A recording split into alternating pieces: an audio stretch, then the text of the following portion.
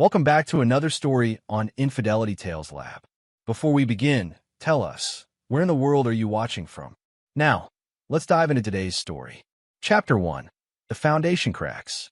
Dean Walls had always prided himself on building things that lasted.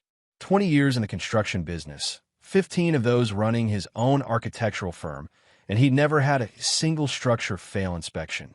His buildings stood the test of time, just like he thought his marriage would. The evening started like any other Tuesday. Dean pulled into the driveway of the colonial home he'd designed and built for his family 12 years ago, noting the perfectly manicured lawn and the new BMW in the driveway, Marcia's latest purchase from her real estate commissions. At 42, Dean kept himself in the same shape he'd maintained since his Army days, his graying temples the only sign of the stress he'd been carrying lately. Something had fell off for months. Marcia's late nights had become more frequent, her explanations more elaborate. Their 16-year-old daughter Taylor had grown distant and hostile, while 14-year-old Tommy seemed to watch Dean with a mixture of pity and disdain that no child should possess. "We need to talk," Marcia announced the moment he walked through the door. She stood in their living room, her auburn hair perfectly styled despite the late hour, wearing the black dress she claimed was for client meetings. Behind her, Taylor and Tommy sat on the couch, their faces wearing expressions Dean had never seen before: cold, united, and somehow superior. "About what?" Dean set down his keys on the table he'd handcrafted from reclaimed oak. "About us. About this charade we've been living." Marcia's voice carried a tremor, but not of fear, of barely contained excitement. "I can't do this anymore, Dean. I won't." Dean studied his wife's face, recognizing the look of someone about to deliver a killing blow. In his Army days, he'd learned to read people in the split second before they pulled a trigger. "Go ahead. I've been seeing someone else. Multiple someone else's, actually." The words tumbled out in a rush. "Stuart, mainly, but there were others. God, there were so many others over the years." Stuart Cox, her business partner at Premier Realty. Dean had shaken the man's hand at countless company parties, had even hired him to help sell one of his rental properties. The betrayal hit like a physical blow, but Dean's expression remained neutral, another skill from his military training. "How long?" he asked quietly. "Does it matter?" 5 years with Stuart, but others before that. Almost from the beginning, if I'm being honest. Marcia lifted her chin defiantly. "You were my biggest mistake, Dean. I should have never married you." The words hung in the air like smoke from a house fire. Dean turned to his children, expecting to see shock, hurt, confusion. Instead, he found something worse. "We knew," Taylor said, her voice carrying the casual cruelty that only teenagers could master. "We helped her, actually, covered for her when she was out, made excuses when you called." Tommy nodded, a smirk playing at the corners of his mouth. "Mom deserves to be happy. She's been miserable with you for years." The silence that followed felt infinite. Dean looked at the 3 people who had been his world, seeing strangers wearing familiar faces. His military training kicked in, assessed the situation, identify the threats, plan the response. But this wasn't a battlefield in Afghanistan. This was his home, his family, his life crumbling around him. "Fine," Dean said finally, his voice steady and calm. He walked to the hook by the door and picked up his keys. "I'll pack a bag later." "Dean, wait." Marcia started, but he was already moving. "No need to explain further. I understand perfectly." He paused at the door, looking back at the 3 of them. "You've made your positions very clear." He walked out, closing the door gently behind him. No shouting, no pleading, no broken dishes. Just the soft click of a lock and the sound of his boots on the porch steps he'd installed with his own hands. Dean sat in his truck for a moment, staring at the house that no longer felt like home. His phone buzzed with a text from his brother Cliff. "Beer? You look like you could use one." Cliff lived 3 houses down and had probably seen the whole thing through his window. Instead of responding, Dean started the engine and drove. Not to Cliff's, not to a bar, not to any of the obvious places a destroyed man might go. Instead, he drove to his office, the one place that had always made sense to him. The building was one of his first major projects after starting his own firm, a converted warehouse in the arts district that housed Wall's architecture. Dean let himself in and walked to his drafting table, with a blueprints for his latest project, a community center for veterans, lay spread out under the desk lamp. He stared at the precise lines and measurements, the careful calculations that ensured every beam would bear its load, every joint would hold under pressure. Unlike marriages, buildings followed predictable rules. Apply too much stress in the wrong place, and they failed. But engineer them correctly, and they could withstand hurricanes, earthquakes, and time itself. Dean pulled out a fresh sheet of paper and began to draw, not a building this time, but something else entirely. A plan. Because if there was one thing his 22 years in the Army and construction had taught him, it was that every problem had a solution. You just had to be willing to work with the materials at hand and understand the load-bearing points of what you were trying to bring down. By the time the sun rose, Dean had filled 3 sheets with diagrams, timelines, and carefully noted connections. His phone showed 39 missed calls from Marcia, but he hadn't heard it ring. He'd been too focused on building something new from the rubble of his old life. Chapter 2. Surveying the Damage. Dean spent the morning at a diner across town, drinking coffee and making phone calls. The first was to Pete Mueller, his best friend since basic training and now a private investigator specializing in corporate fraud and matrimonial cases. "Christ, Dean, I've been trying to reach you for hours," Pete said when he finally answered. "Marcia called me at 6 a.m., crying and carrying on about how you just disappeared. I need you to do some digging, Pete." Discreetly. There was a pause. "How deep?" "Foundation to roof. Everything." Dean stirred his coffee, watching the cream swirl. Marcia, Stuart Cox, their business dealings, personal histories. "I want to know what they had for breakfast and who they had it with." "Jesus, Dean. What happened?" Dean gave him the condensed version, keeping his voice level and professional. Pete had been the one to teach him that information was the most powerful weapon in any arsenal, and Dean intended to arm himself thoroughly. "I'll have preliminary findings by tomorrow," Pete said. "Where are you staying?" "The extended stay on 5th Street for now."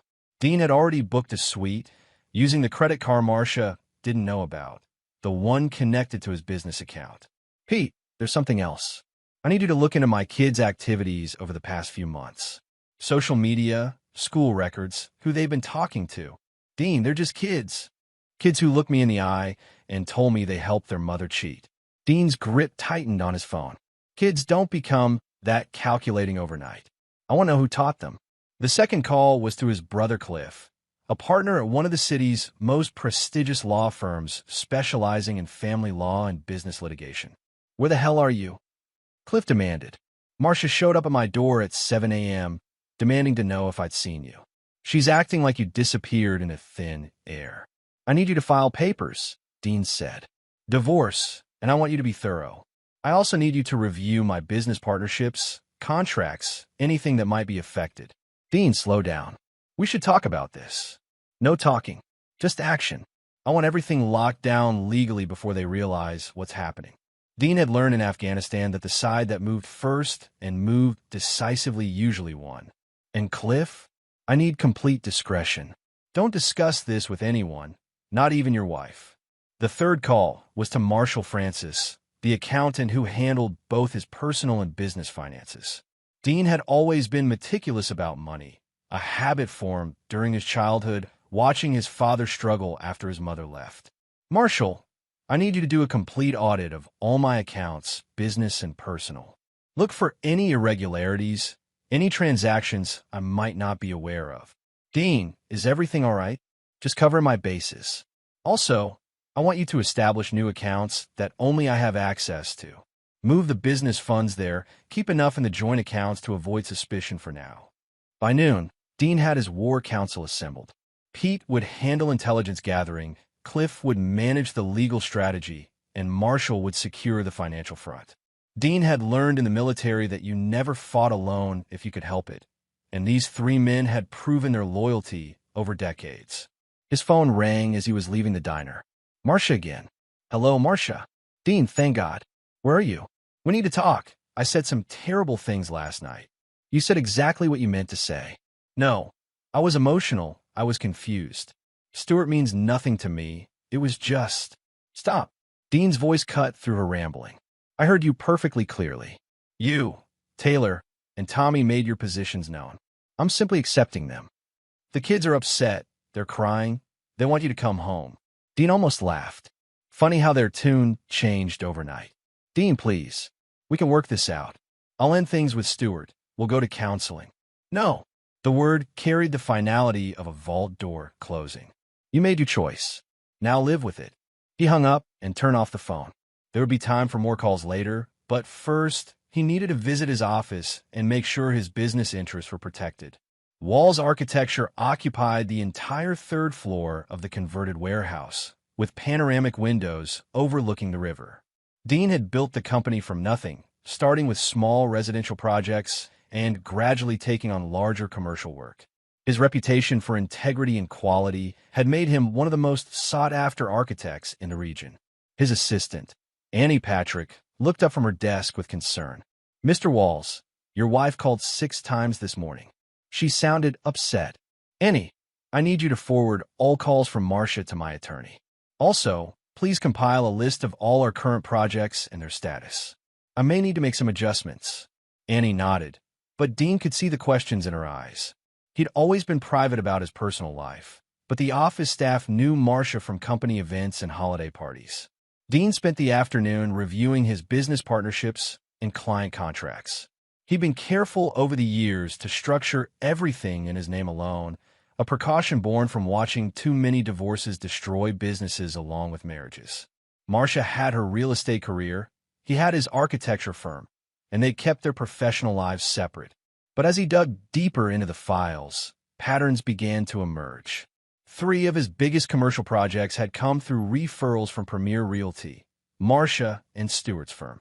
2 of those clients had specifically requested that Premier handle the real estate transactions for the completed buildings.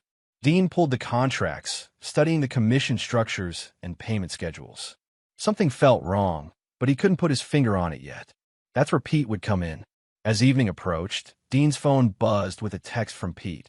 Meet me at Murphy's in an hour. I've got something you need to see. Murphy's was a dive bar frequented by cops, private investigators, and others who preferred their conversations private. Dean found Pete in a corner booth, nursing a whiskey and looking grim. Bad news first, Pete said, sliding a manila folder across the table. Your wife and Stuart Cox have been more than just business partners. They've been running side deals, using Premier Realty to funnel clients to certain contractors and architects in exchange for kickbacks. Dean opened the folder, scanning bank records, email printouts, and photographs. How much? Conservative estimate? They've skimmed about $200,000 over the past 3 years. The interesting part is that some of that money came from deals involving your projects. They used my reputation to legitimize their scheme. That's the size of it. But here's where it gets really ugly. Pete pulled out another set of documents. Your kid's private school tuition, Taylor's car, Tommy's summer camp, all paid for with money from the slush fund. Dean felt something cold settle in his chest. They knew, more than knew. Look at this. Pete showed him a series of text messages recovered from the cloud backup of Taylor's phone. The messages were between Taylor and her mother, discussing Daddy's business trips and how to keep him distracted during certain meetings. Dean read through the messages, his jaw tightening with each revelation. His daughter had been actively participating in the deception, even suggesting ways to keep Dean away from the office during sensitive transactions. There's more, Pete said quietly. I pulled financial records on Stuart Cox. Guy's got gambling debts up to his eyeballs. He's been using the kickback money to pay off loan sharks, and when that wasn't enough, he started borrowing against future commissions. How much does he owe? North of $500,000. The kind of people he owes money to aren't known for their patience.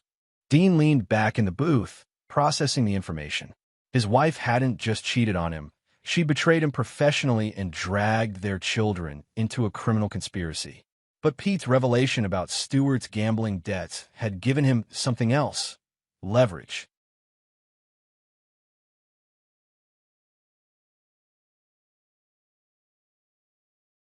I need you to keep digging, Dean said. I want to know everything about Stewart's creditors, their methods, their timeline for collection. And Pete? I want surveillance on the house. I need to know everyone who comes and goes. Pete nodded. What are you planning, Dean?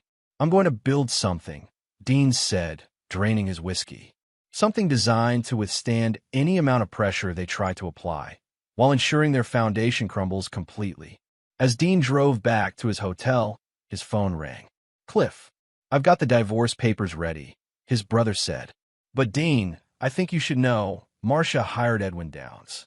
Edwin Downs was the most expensive divorce attorney in the state, known for his scorched earth tactics and his ability to squeeze every penny from unsuspecting husbands. She hired him today, this afternoon. Dean, she's moving fast. Downs specializes in cases where the wife claims the husband has hidden assets or threatened violence. He's setting up a narrative. Dean smiled grimly. Let him. By the time I'm done, he'll be trying to distance himself from her, not representing her. Dean, what are you not telling me? Everything I need you to know, you'll know when you need to know it. Just trust me and be ready to move when I give a signal. After hanging up, Dean sat in his hotel room and stared at the blueprints he'd drawn the night before. Tomorrow, construction would begin on the most important project of his career, the complete demolition of Marcia Wall's life and the careful, methodical destruction of everyone who had helped her. Chapter 3. Laying the Groundwork. Dean spent the next morning conducting what he called foundation inspections, visiting the sites where Marcia and Stuart had been running their side business. Armed with Pete's intelligence, he began connecting dots that painted a picture of systematic fraud spanning several years. His first stop was Riverside Commons, a shopping complex he designed 2 years ago. The project had come to him through a Premier Realty referral, with Stuart handling the site acquisition. Dean reviewed the original contracts on his tablet as he walked the property. Mr. Walls. The familiar voice belonged to Glenn Carver, the general contractor who'd built the complex. What brings you by? Just checking on how everything's holding up, Dean said, though his real purpose was to gather intelligence. How did you end up getting this contract, Glenn? I don't recall recommending you specifically. Glenn shifted uncomfortably. Well, Stuart Cox from Premier Realty suggested we might work well together. Said there could be future opportunities if things went smoothly. What kind of opportunities? You know, priority consideration for other Premier projects. Maybe some favorable lease terms for my equipment storage. Glenn seemed to realize he'd said too much. Nothing improper, of course. Dean nodded, filing away the information. Stuart had been promising contractors preferential treatment in exchange for kickbacks, classic corruption that could bring down not just Stuart and Marcia, but potentially the contractors themselves. His next stop was the city planning office, where he'd built relationships over 15 years of architectural work. Enrique Bishop, the senior planning supervisor, greeted Dean with genuine warmth. Dean, how's the Veteran Center project coming along? Moving forward. Actually, I wanted to ask you something confidential. Dean lowered his voice. Have you noticed any irregularities in permit applications or zoning requests involving Premier Realty? Enrique's expression shifted. Why do you ask? Let's just say I'm conducting due diligence on some past collaborations. Enrique looked around the office, then leaned closer. There have been some unusual patterns. Applications that get expedited review, zoning variances that normally take months getting approved in weeks, all involving Premier projects. Any common denominators? Charles Owens on the zoning board has been unusually accommodating to Premier requests. Beyond that, Enrique shrugged. I've had suspicions, but no proof. Charles Owens. Dean made a mental note to have Pete investigate the zoning board member. Corruption rarely stayed confined to just 2 people. It spread like rot through wood, weakening everything it touched. Dean's phone buzzed with a text from Annie. Marcia here demanding to see you. Should I call security? He replied, let her wait in conference room B. I'll be there in an hour. The drive back to his office gave Dean time to plan his approach. Marcia thought she held all the cards, the house, the kids, public sympathy. She didn't know that Dean had spent 36 hours systematically gathering ammunition that could destroy not just her marriage, but her entire life. He found Marcia pacing in the conference room, her usual composure cracked. She looked like she hadn't slept, and her perfectly styled hair showed signs of nervous running of fingers through it. Finally, she snapped when he entered. "Do you have any idea what you've put me through? The kids are asking questions I can't answer. My clients are wondering where you disappeared to." "Sit down, Marcia." Something in his tone made her comply immediately. Dean took the chair across from her, placing a single manila folder on the table between them. "I've been doing some reading," he said calmly. "Fascinating material. Pete Mueller has quite a talent for research." The blood drained from Marcia's face. "What are you talking about?" Dean opened the folder and pulled out the first photograph. Marcia and Stuart entering a motel at 2 in the afternoon on a Tuesday 3 weeks ago. "You remember this day? You told me you were showing properties in Riverside." Marcia stared at the photo, her mouth working silently. "Here's another interesting one." Dean placed a second photo on the table, Stuart handing an envelope to Glenn Carver behind the Riverside Common Site trailer. "Care to guess what's in that envelope?" "I don't know what you think you found."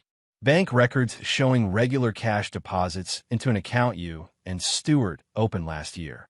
Deposits that correspond exactly with the dates of certain construction contracts." Dean's voice remained conversational, almost pleasant. "The account you've been using to pay for Taylor's car and Tommy's summer programs."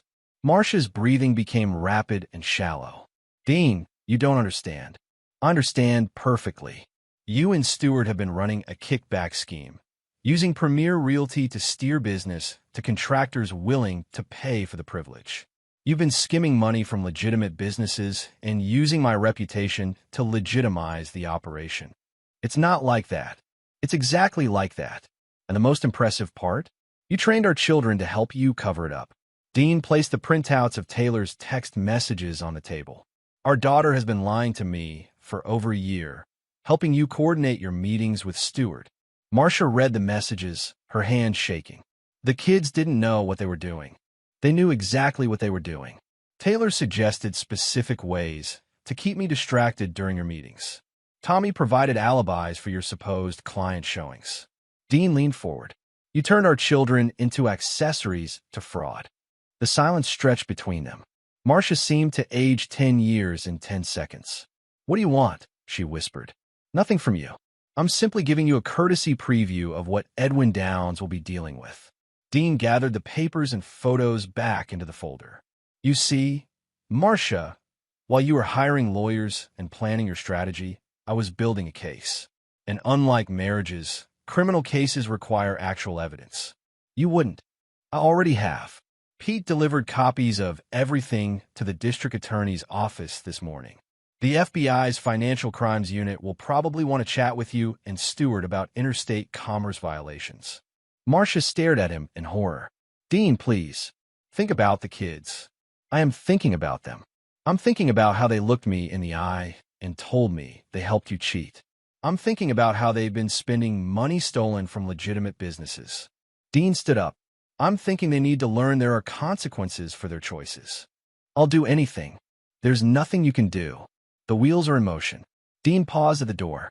"Oh, and Marcia, you might want to warn Stuart about his gambling debts. The kind of people he owes money to tend to get impatient when their debtors become the subject of federal investigations." Dean left her sitting in the conference room and walked to his office, where he found Cliff waiting with a grim expression.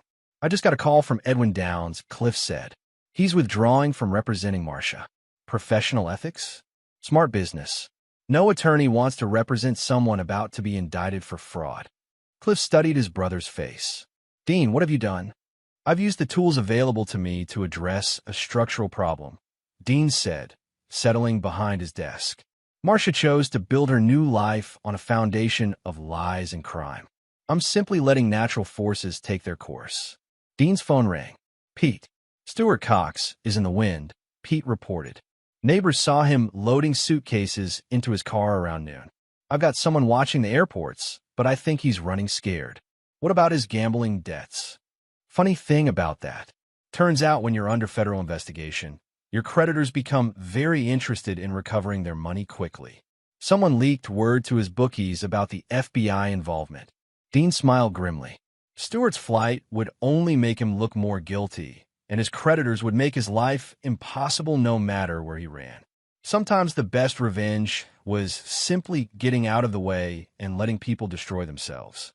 Keep monitoring the situation, Dean told Pete.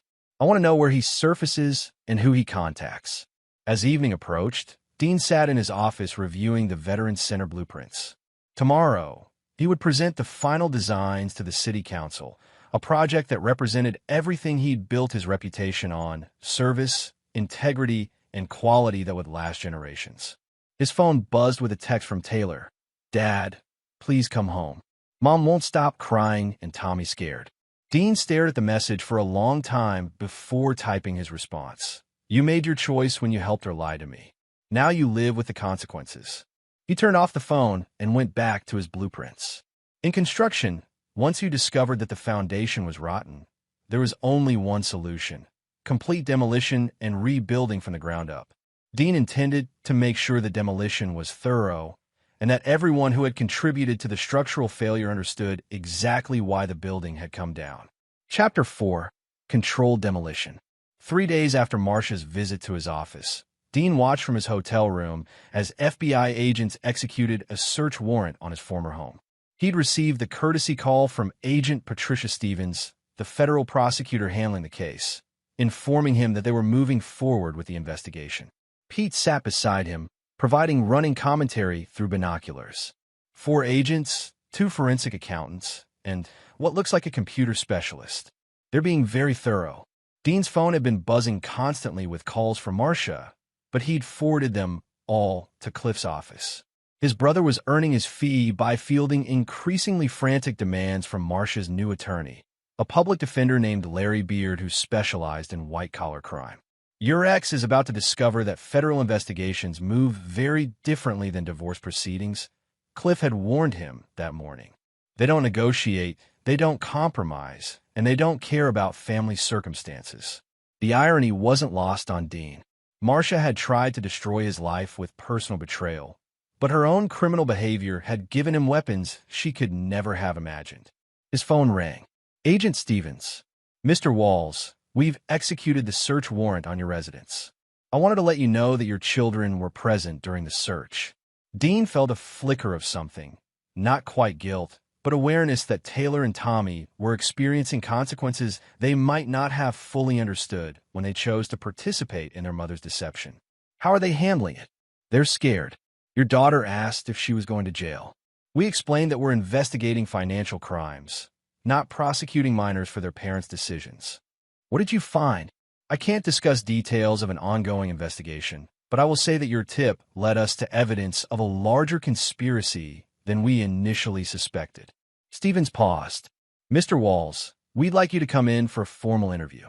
You're not a subject of the investigation, but your professional relationship with the subjects makes your testimony valuable."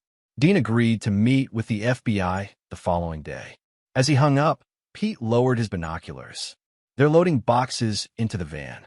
Looks like Marcia kept records at home. She always was organized." Dean watched his children standing on the front porch, looking smaller and more fragile than he remembered. For a moment, he wondered if he was punishing them too severely for their mother's crimes. Then he remembered Tommy's smirk when he'd admitted helping Marcia cheat, Taylor's casual cruelty when she called him their mother's biggest mistake. They made adult choices. Now they could handle adult consequences. Dean's phone buzzed with a text from Annie. "Stuart Cox is back in town. Just saw him at Premier Realty office." That was interesting. Running from a federal investigation and then returning suggested either desperation or stupidity. Dean suspected both. "Want me to check it out?" Pete asked. "Let's both go. I'm curious what brings Stuart back to the scene of the crime." Premier Realty occupied a converted Victorian mansion in the historic district, its pretentious grandeur reflecting Stuart's expensive tastes. Dean and Pete parked across the street and watched through the large windows as Stuart paced frantically in what had been the building's front parlor. "He looks like a man with limited options," Pete observed, "or a man about to make them even more limited." Dean pulled out his phone and called Agent Stevens. "Agent Stevens, this is Dean Walls. I thought you might be interested to know that Stuart Cox is currently at the Premier Realty office on Maple Street. He appeared to be out of town for the past few days. We'll send someone to observe. Don't approach him yourself, Mr. Walls." "Understood." They didn't have to wait long. A black SUV with federal plates pulled up to the building within 10 minutes. Dean watched as two agents entered the office while a third remained outside. "Show's over," Pete said as Stewart was escorted to the SUV in handcuffs 20 minutes later. "Flight risk with evidence tampering thrown in. He'll be lucky to make bail." Dean felt no satisfaction watching Stewart's arrest, only the grim recognition that justice was a process, not an emotion. Stewart had chosen to steal from legitimate businesses and corrupt public officials. Dean had simply provided evidence of those choices to the appropriate authorities. His phone rang. "Marcia." "Dean, please." They arrested Stewart. The FBI took computers, files, everything from the office. "My business is destroyed." "Your business was built on fraud." "Marcia, this is what happens when structures aren't built to code. I need help. The kids are scared. I can't afford a real attorney. And now the bank is freezing our accounts." "Our accounts?" "The joint accounts funded by stolen money." Dean's voice remained calm. "You have access to your personal account and your legitimate real estate commissions. That's not enough to cover the mortgage, utilities, the kids' expenses. Then you'll need to make some adjustments. Sell the BMW, downsize the house, explain to Taylor and Tommy why their lifestyle is changing." Marcia sobbed into the phone. "How can you be so cold? These are your children too. My children chose their mother over their father. They help you steal from my business associates and lie to my face. They're experiencing the consequences of those choices. They're just kids. They're old enough to understand right from wrong. Old enough to choose sides. Old enough to live with their choices." Dean ended the call and turned off his phone. Pete was studying him with concern. "You know, in Afghanistan, we had rules about collateral damage. This isn't collateral damage. Everyone involved made conscious choices." Dean started the truck. "Marcia chose to cheat and steal. Stewart chose to run a criminal enterprise. Taylor and Tommy chose to participate. I'm simply ensuring that choices have consequences. And if the kids get hurt in the process?" Dean was quiet for a long moment. "They were already hurt, Pete. They were being raised by criminals who taught them that lying and stealing were acceptable as long as you didn't get caught. Maybe experiencing real consequences will teach them something their mother never did." That evening, Dean sat in his hotel room reviewing the FBI's request for documents related to his business dealings with Premier Realty. Agent Stevens had been thorough. They wanted everything from initial referrals to final payments, correspondence, meeting notes, and project timelines. Dean had always kept meticulous records, another habit from his military days. Every project was documented from conception to completion, every transaction logged and verified. The FBI would find exactly what he'd promised: evidence of a systematic scheme to defraud contractors and manipulate public officials. His phone, turned back on for the evening, showed 17 missed calls from Marcia and 3 from Taylor. He ignored them all. Instead, he called Cliff. "The FBI wants to interview me tomorrow about my business relationship with Premier. Are you concerned about anything?" "No. My dealings were legitimate. I paid full price for every referral, never offered or received kickbacks, and all my contracts were transparent." Dean paused. "The question is whether I want to volunteer information about Stewart's gambling debts and his creditors." "What kind of information?" Pete's investigation revealed that Stewart owes money to some very unpleasant people, the kind who don't typically wait for court proceedings to collect their debts. Cliff was quiet for a moment. "Dean, are you suggesting what I think you're suggesting?" "I'm not suggesting anything. I'm simply noting that federal investigation or not, Stewart still owes money to people who operate outside the legal system. That's a problem that won't be resolved by plea bargains or cooperation agreements." "Dean, I'm not doing anything, Cliff. I'm simply aware that Stewart's problems extend beyond the FBI.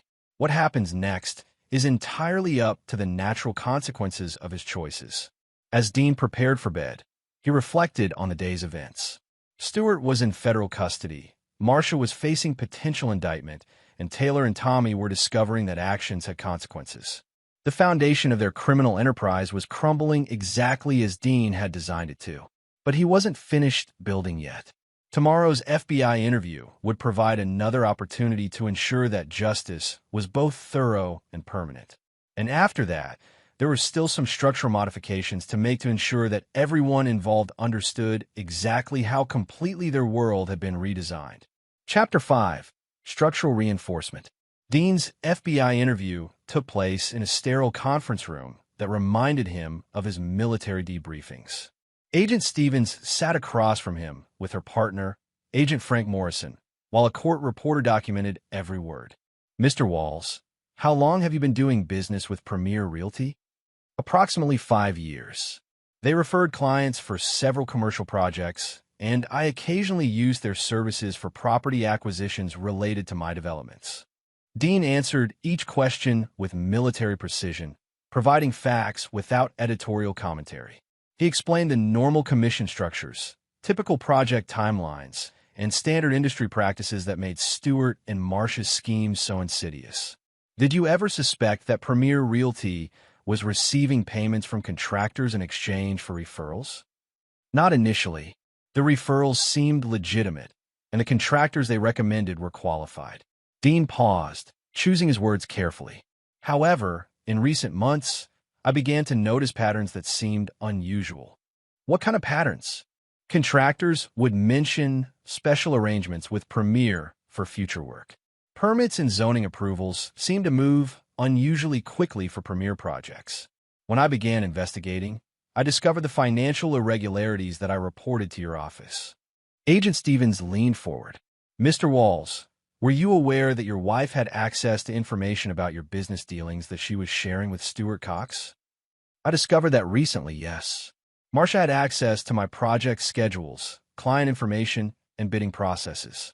I now believe she was sharing that information to help Stuart coordinate his scheme." "How do you feel about your wife's involvement in this conspiracy?" Dean met her gaze steadily. "I feel that people should be held accountable for their choices, regardless of their relationship to me." After 2 hours of questions, Agent Stevens walked him to the lobby. "Mr. Walls, I want you to know that your cooperation has been invaluable. The evidence you provided has helped us identify a conspiracy that extends beyond Premier Realty to city officials and at least 6 contractors.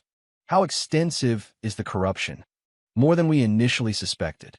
Stuart Cox was essentially running a small-scale, organized crime operation, using legitimate real estate transactions to launder money and corrupt public officials." Stevens paused. "There's something else you should know. Mr. Cox has indicated he wants to cooperate with our investigation." Dean felt a cold satisfaction. "What kind of cooperation?" "He's offering to provide evidence against other participants in exchange for a reduced sentence, including evidence against your wife." "And you're considering it?" "We consider all cooperation offers. However, Mr. Cox's credibility is questionable given his flight from the jurisdiction and his extensive criminal activity." Stevens studied Dean's face. "Is there anything else you think we should know about Mr. Cox?" Dean considered mentioning Stewart's gambling debts and dangerous creditors, then decided against it. Let Stewart discover that some problems couldn't be solved by cooperating with federal agents. Only that he's a man who spent years building a house of cards. Eventually, physics takes over. Dean left the federal building and drove to his office, where Annie greeted him with a stack of messages and a concerned expression.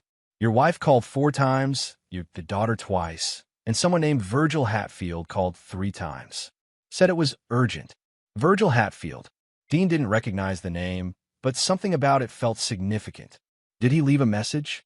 "Just that he needed to speak with you about Stuart Cox, and that time was important." Dean walked to his office and called the number Annie had written down. "Hatfield," a gravelly voice answered. "This is Dean Walls. You call my office." "Mr. Walls, we need to talk. It's about Stuart Cox and some mutual interests we have regarding his recent legal troubles."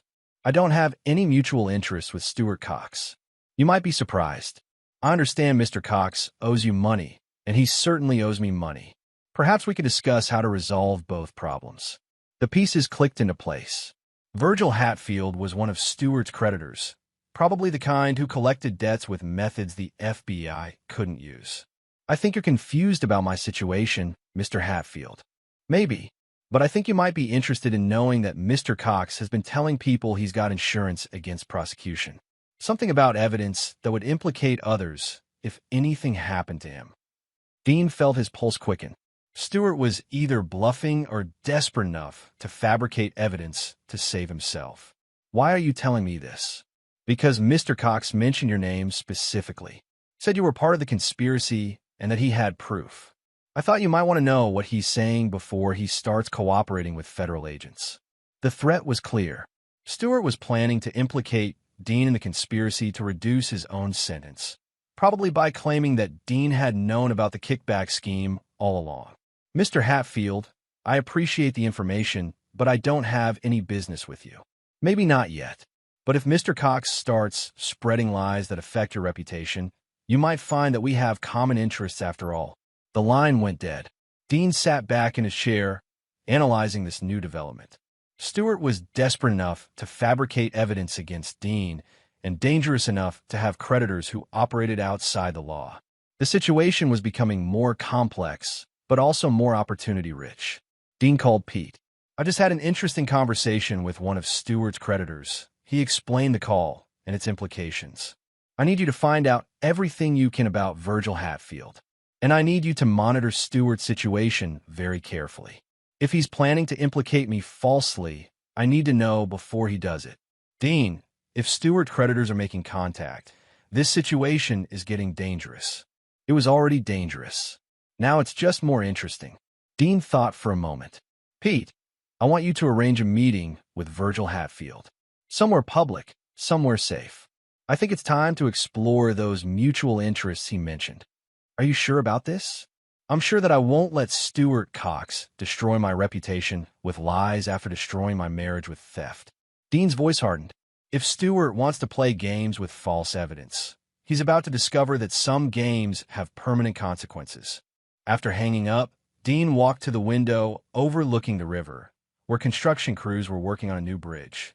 The old bridge had been demolished 6 months ago after engineering reports showed structural deficiencies that made it unsafe. The new bridge was being built to last centuries, with foundations driven deep into bedrock and materials chosen for their strength under extreme conditions. Dean's phone buzzed with a text from Taylor. Dad, FBI agents came to school and asked questions about you. What's happening?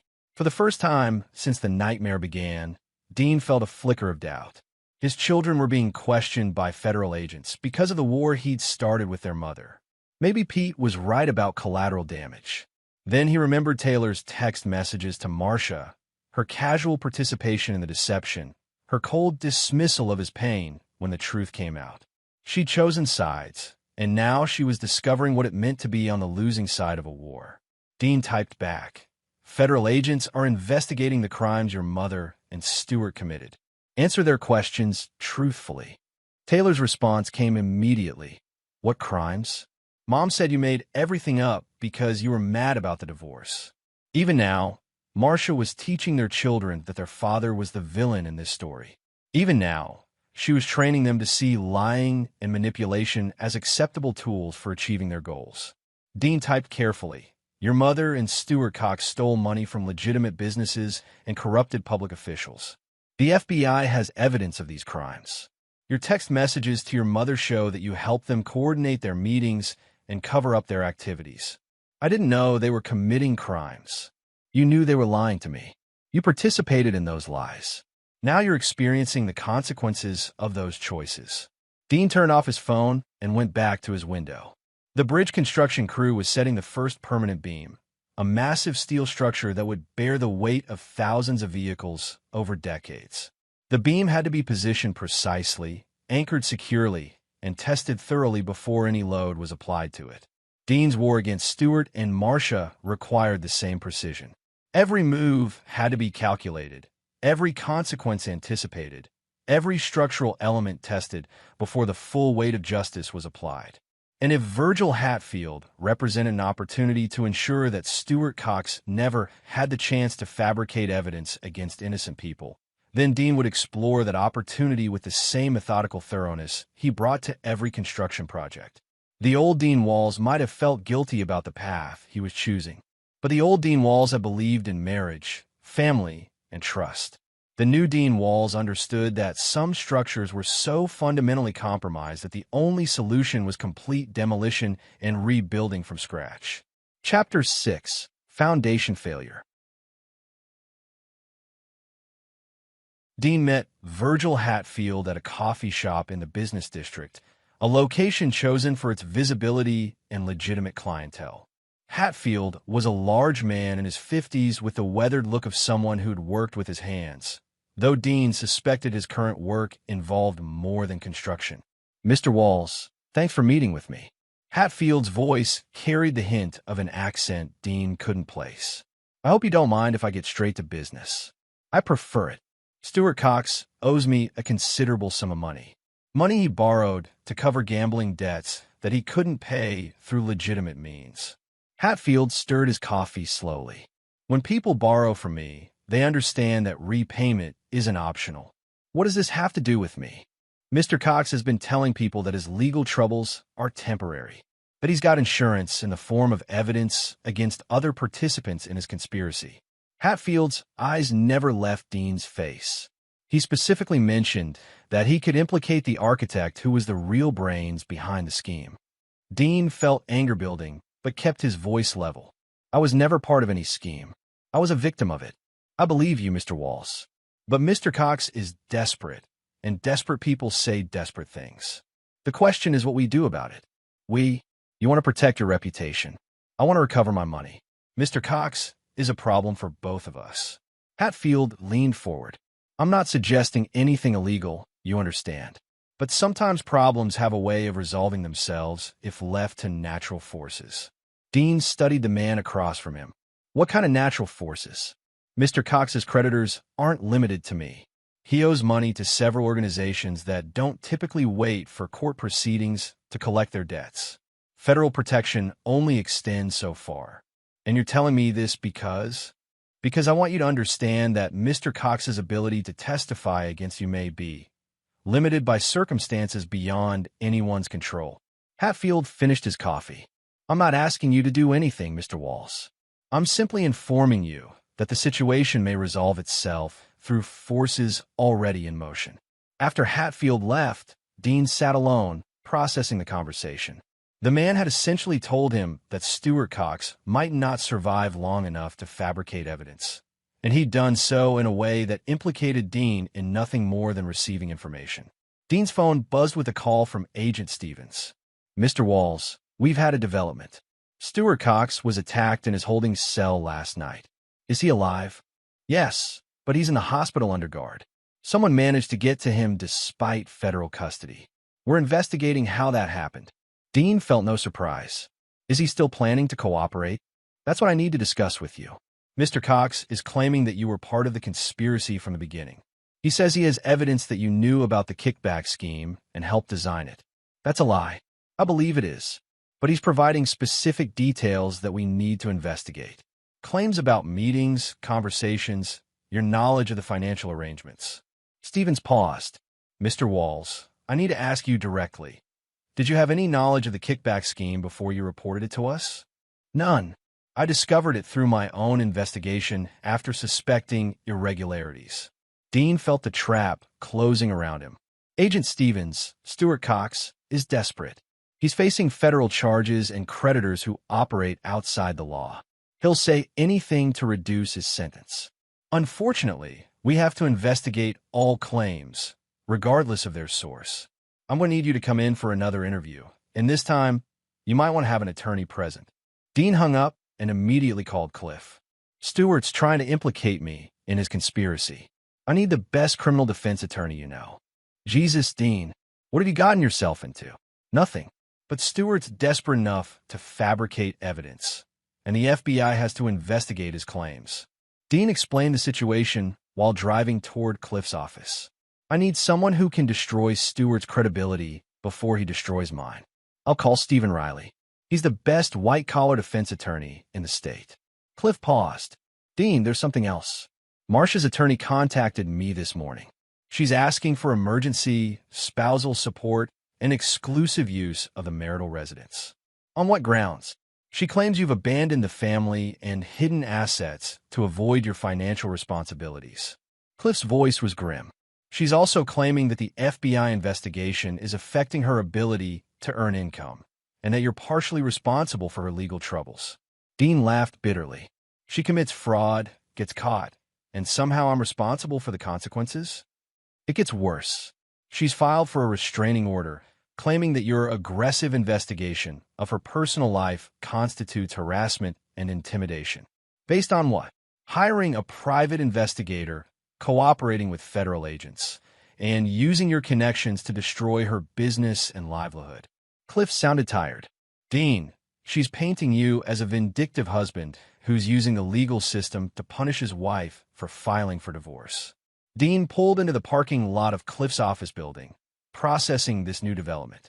Marcia was trying to flip the narrative, positioning herself as the victim of Dean's revenge rather than the perpetrator of the original crimes. Can she make it stick? Depends on how convincing she is and how much sympathy she generates.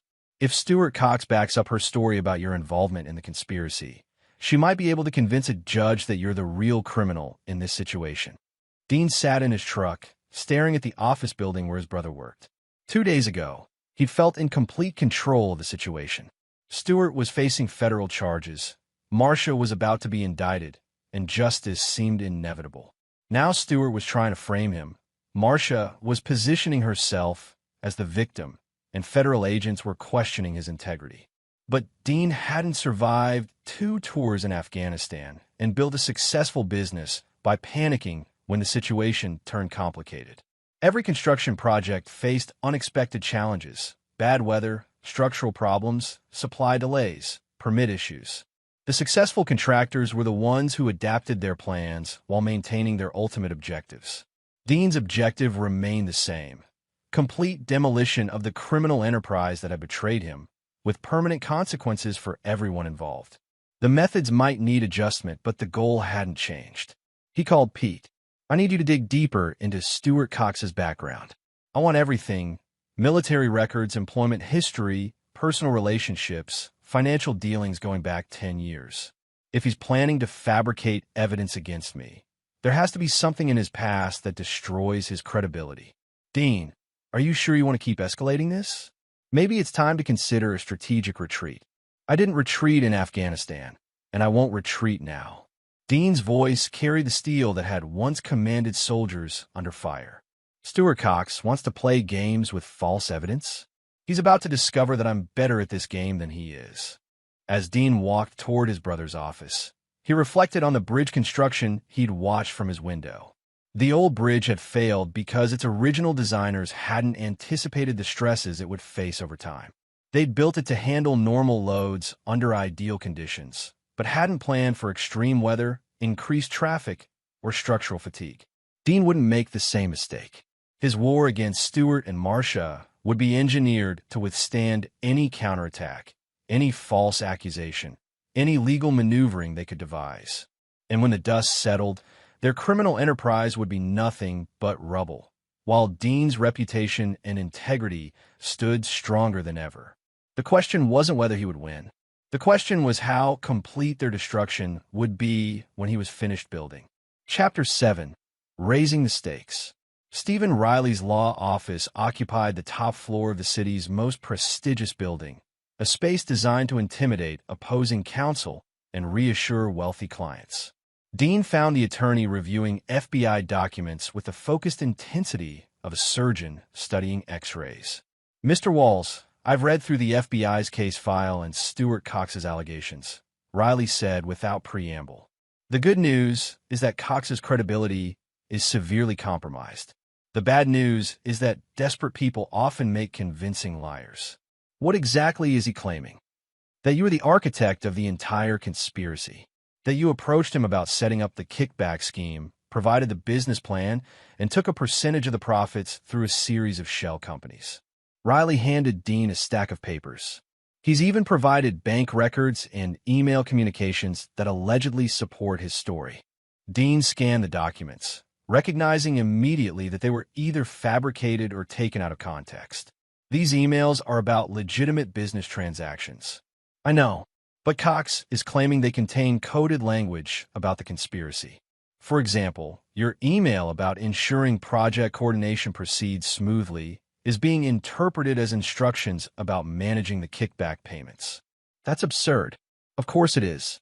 But Cox is offering to cooperate fully, provide testimony, and lead agents to additional evidence.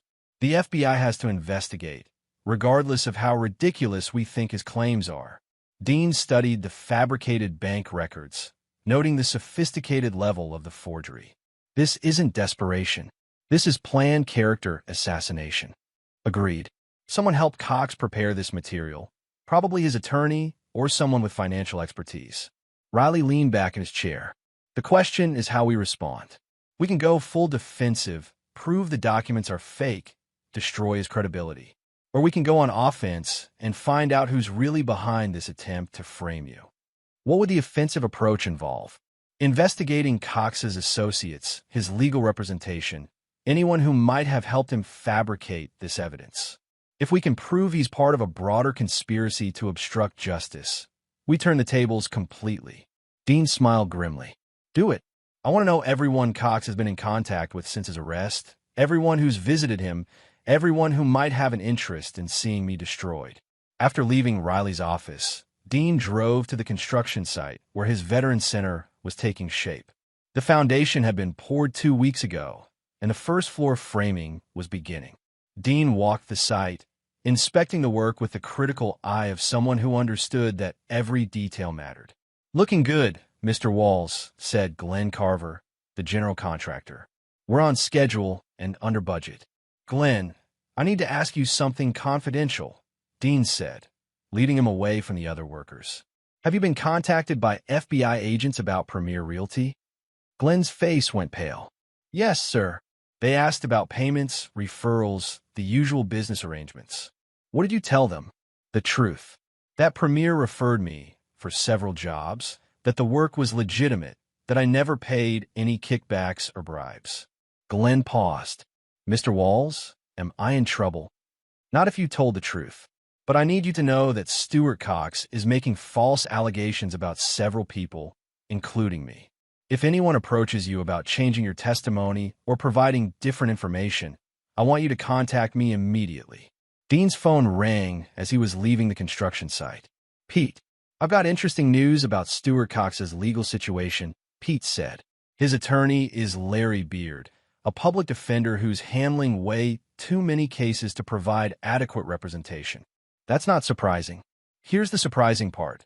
Beard received a significant anonymous payment into his trust account 3 days ago, enough to hire additional staff and resources for Cox's case." Dean felt pieces clicking into place. Someone's funding Cox's defense, and probably his fabricated evidence. That's what I'm thinking. I'm trying to trace the payment, but it came through several shell companies and overseas accounts. Any idea who might have that kind of money and motivation? "I've got a theory, but you're not going to like it." Pete's voice was grim. "What if this isn't really about Cox at all? What if someone with serious money and serious grudges is using Cox's situation to destroy you?" Dean considered this. Who would have that kind of motivation? Think about it, Dean. Your architecture firm has been involved in some major projects over the years. You've competed against other firms. You've won contracts that other people wanted. You've probably made some enemies without realizing it. The thought was disturbing, but logical. Dean had always focused on quality and integrity, but success in the construction industry inevitably created competitors and rivals. Someone might be using Stuart Cox's desperate situation as an opportunity to destroy Dean's reputation and business. "I need you to investigate my professional competitors," Dean said. "Anyone who's lost significant contracts to my firm, anyone who might benefit from my destruction." "Already started. I'll have a report tomorrow." Dean hung up and drove back to his hotel, processing this new dimension of the threat. If Pete was right, then Stuart Cox was just a weapon being used by someone with deeper motivations and greater resources. The attack on Dean wasn't just about adultery and divorce. It was about business, money, and professional destruction. His phone buzzed with a text from Taylor. "Dad, Mom is in the hospital. She took too many pills. Please come." Dean stared at the message, feeling the first crack in his resolve. Whatever else Marcia had done, she was the mother of his children, and she was apparently in crisis. He called Taylor. "What happened?" "She's been crying for days, not sleeping, not eating. This morning, I found her unconscious in the bathroom with an empty bottle of sleeping pills." Taylor's voice was shaky. "The doctors say she's going to be okay, but Dad, she's falling apart." "Where are you now?" "Memorial Hospital, 3rd floor. Tommy's here too. We're scared." Dean drove to the hospital, his mind racing. Marcia's apparent suicide attempt could be genuine desperation, a calculated move to generate sympathy, or something in between. But his children's fear was real, regardless of their mother's motivations. He found Taylor and Tommy in the hospital waiting room, looking younger and more vulnerable than he'd seen them in months. Whatever anger he felt toward them, they were still his children, and they needed him. "How is she?" Dean asked, sitting beside them. "Stable," Tommy said quietly. "The doctor said she didn't take enough pills to actually kill herself, but she might have permanent damage." Taylor looked at Dean with tears in her eyes. "Dad, I know we said terrible things, but she's our mom. Can't you forgive her? Can't we go back to the way things were?" Dean felt the weight of his children's pain, their desperate need for their family to be whole again. For a moment, he considered whether his war against Marcia was worth their suffering. Then he remembered Stuart Cox's fabricated evidence, the attempts to frame him for crimes he'd never committed, the systematic destruction of his reputation and integrity. This wasn't just about adultery anymore. Someone was trying to destroy everything he'd built, and backing down now would only encourage more attacks. "Taylor, your mother made choices that can't be undone. She committed crimes that hurt other people, and she's facing the consequences of those choices." Dean put his arm around his daughter. "I'm here for you and Tommy, but I can't fix what she broke. But if you just dropped the charges." "I didn't press charges. The FBI is investigating federal crimes based on evidence they discovered independently." Dean's voice was gentle but firm. "Your mother's legal troubles aren't something I can make disappear." As Dean sat with his children in the hospital waiting room, he reflected on the complexity of the war he was fighting. Every victory came with collateral damage. Every strategic move created new pain for people he loved. But retreat wasn't an option when someone was systematically trying to destroy his life and livelihood. The old bridge had failed because its designers hadn't anticipated the real-world stresses it would face. Dean wouldn't make that mistake. His response to the attacks against him would be engineered to withstand any counterattack, any emotional manipulation, any attempt to use his love for his children as a weapon against him.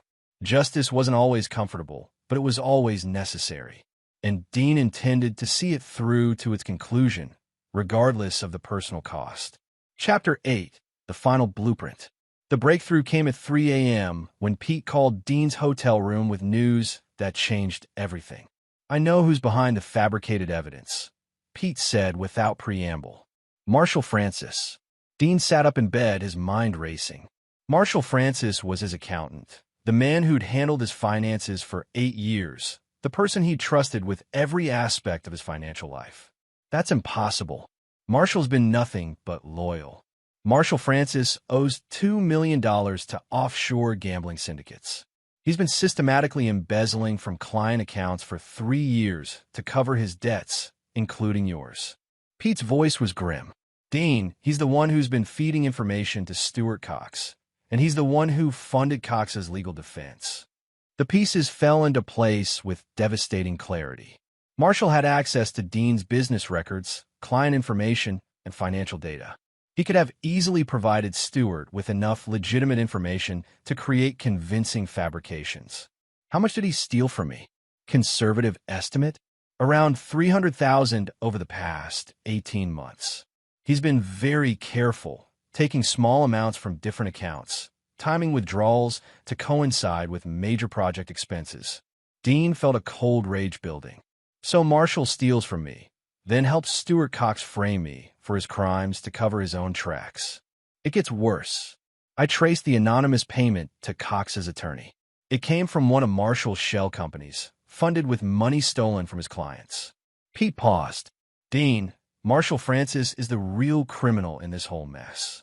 Stuart Cox and your wife were just the visible part of a much larger conspiracy. Dean was quiet for a long moment, processing the implications.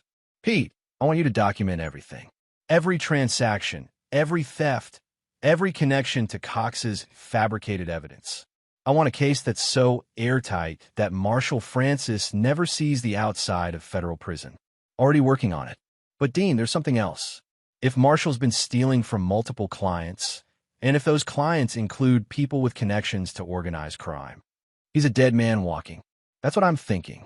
The kind of people Marshall owes money to don't typically wait for court proceedings, and they definitely don't forgive embezzlement. Dean smiled grimly. Then we need to make sure the FBI gets to him before his creditors do. I want Marshall Francis alive to face justice for what he's done. Dean called Stephen Riley at home, waking the attorney with news that would transform their defense strategy. Marshall Francis has been embezzling from multiple clients and using the stolen money to fund Stuart Cox's fabricated evidence against you, Dean explained. Pete has documentation of every transaction. This changes everything, Riley said, fully awake now. If we can prove that Cox's evidence was funded by embezzled money, we destroy his credibility completely and turn the investigation toward the real criminals. What do we do next? We contact the FBI immediately. This information makes you a victim of a conspiracy, not a participant in one. Riley paused. Dean, this could also help your wife. If Marshall was orchestrating the frame-up, she might have been manipulated rather than being a willing participant. Dean considered this. Marcia had certainly committed adultery and participated in Stewart's kickback scheme. But if Marshall Francis had been the real architect of the financial crimes, her role might have been smaller than Dean had believed. I'll think about that, Dean said. Right now, I want to focus on stopping Marshall before he does any more damage. At 6 a.m., Dean met with Agent Stevens and Agent Morrison at the FBI field office, accompanied by Stephen Riley and armed with Pete's complete investigation into Marshall Francis's embezzlement scheme. Mr. Walls, this information is extremely valuable, Agent Stevens said after reviewing the documents. If accurate, it suggests that you've been the victim of a sophisticated conspiracy involving multiple crimes. What's your assessment of Stuart Cox's allegations against my client? Riley asked. In light of this new information, we believe Cox's allegations were fabricated as part of a broader attempt to obstruct justice and cover up embezzlement. Stevens looked at Dean. Mr. Walls, we owe you an apology. Our investigation should have uncovered these connections earlier. What happens next? We arrest Marshall Francis immediately. We also need to reassess the charges against your wife in light of this new information. If she was being manipulated by Francis and Cox, her level of culpability may be different than we initially believed. Dean left the FBI office feeling the first sense of vindication he'd experienced in weeks. The conspiracy against him was crumbling, and the real criminals were about to face justice. But there was still one more element of his plan to execute. Dean called Virgil Hatfield. Mr. Hatfield, I have information you might find interesting about the man who's been stealing money that should have gone to you. I'm listening. Marshall Francis, an accountant who's been embezzling from multiple clients to cover gambling debts. He's the one who's been funding Stuart Cox's legal defense with stolen money. Dean paused. I thought you might want to know before the FBI arrests him this afternoon. That's very considerate of you, Mr. Walls. How much money are we talking about? Several $1 million stolen from dozens of clients over the past 3 years. Money that could have been used to pay legitimate debts. Interesting. And where might one find Mr. Francis this morning? Dean provided Marshall's home address and office location, then hung up. He wasn't directly threatening Marshall Francis, just ensuring that natural consequences followed criminal behavior. If Marshall had chosen to steal money from dangerous people, he could face the natural results of those choices. Dean drove to the construction site of his Veterans Center, where the framing was now complete and the roof structure was taking shape. The building looked exactly like the blueprints he'd designed months ago. Solid, functional, built to last. His phone rang. Agent Stevens. Mr. Walls, we executed the arrest warrant for Marshall Francis an hour ago. He's in federal custody and has already indicated he wants to cooperate fully with our investigation. What about Stuart Cox? Mr. Cox's attorney has withdrawn all allegations against you and is negotiating a plea deal that acknowledges his client fabricated evidence at Francis's direction. Stevens paused. There's something else. Marshal Francis was attacked in his home early this morning, before we arrived to arrest him. He's alive, but he's been severely beaten. Dean felt no surprise. Is he able to cooperate with your investigation? Yes, and he's extremely motivated to do so. Apparently, his attackers made it clear that they'll be back if he doesn't make immediate arrangements to repay his debts.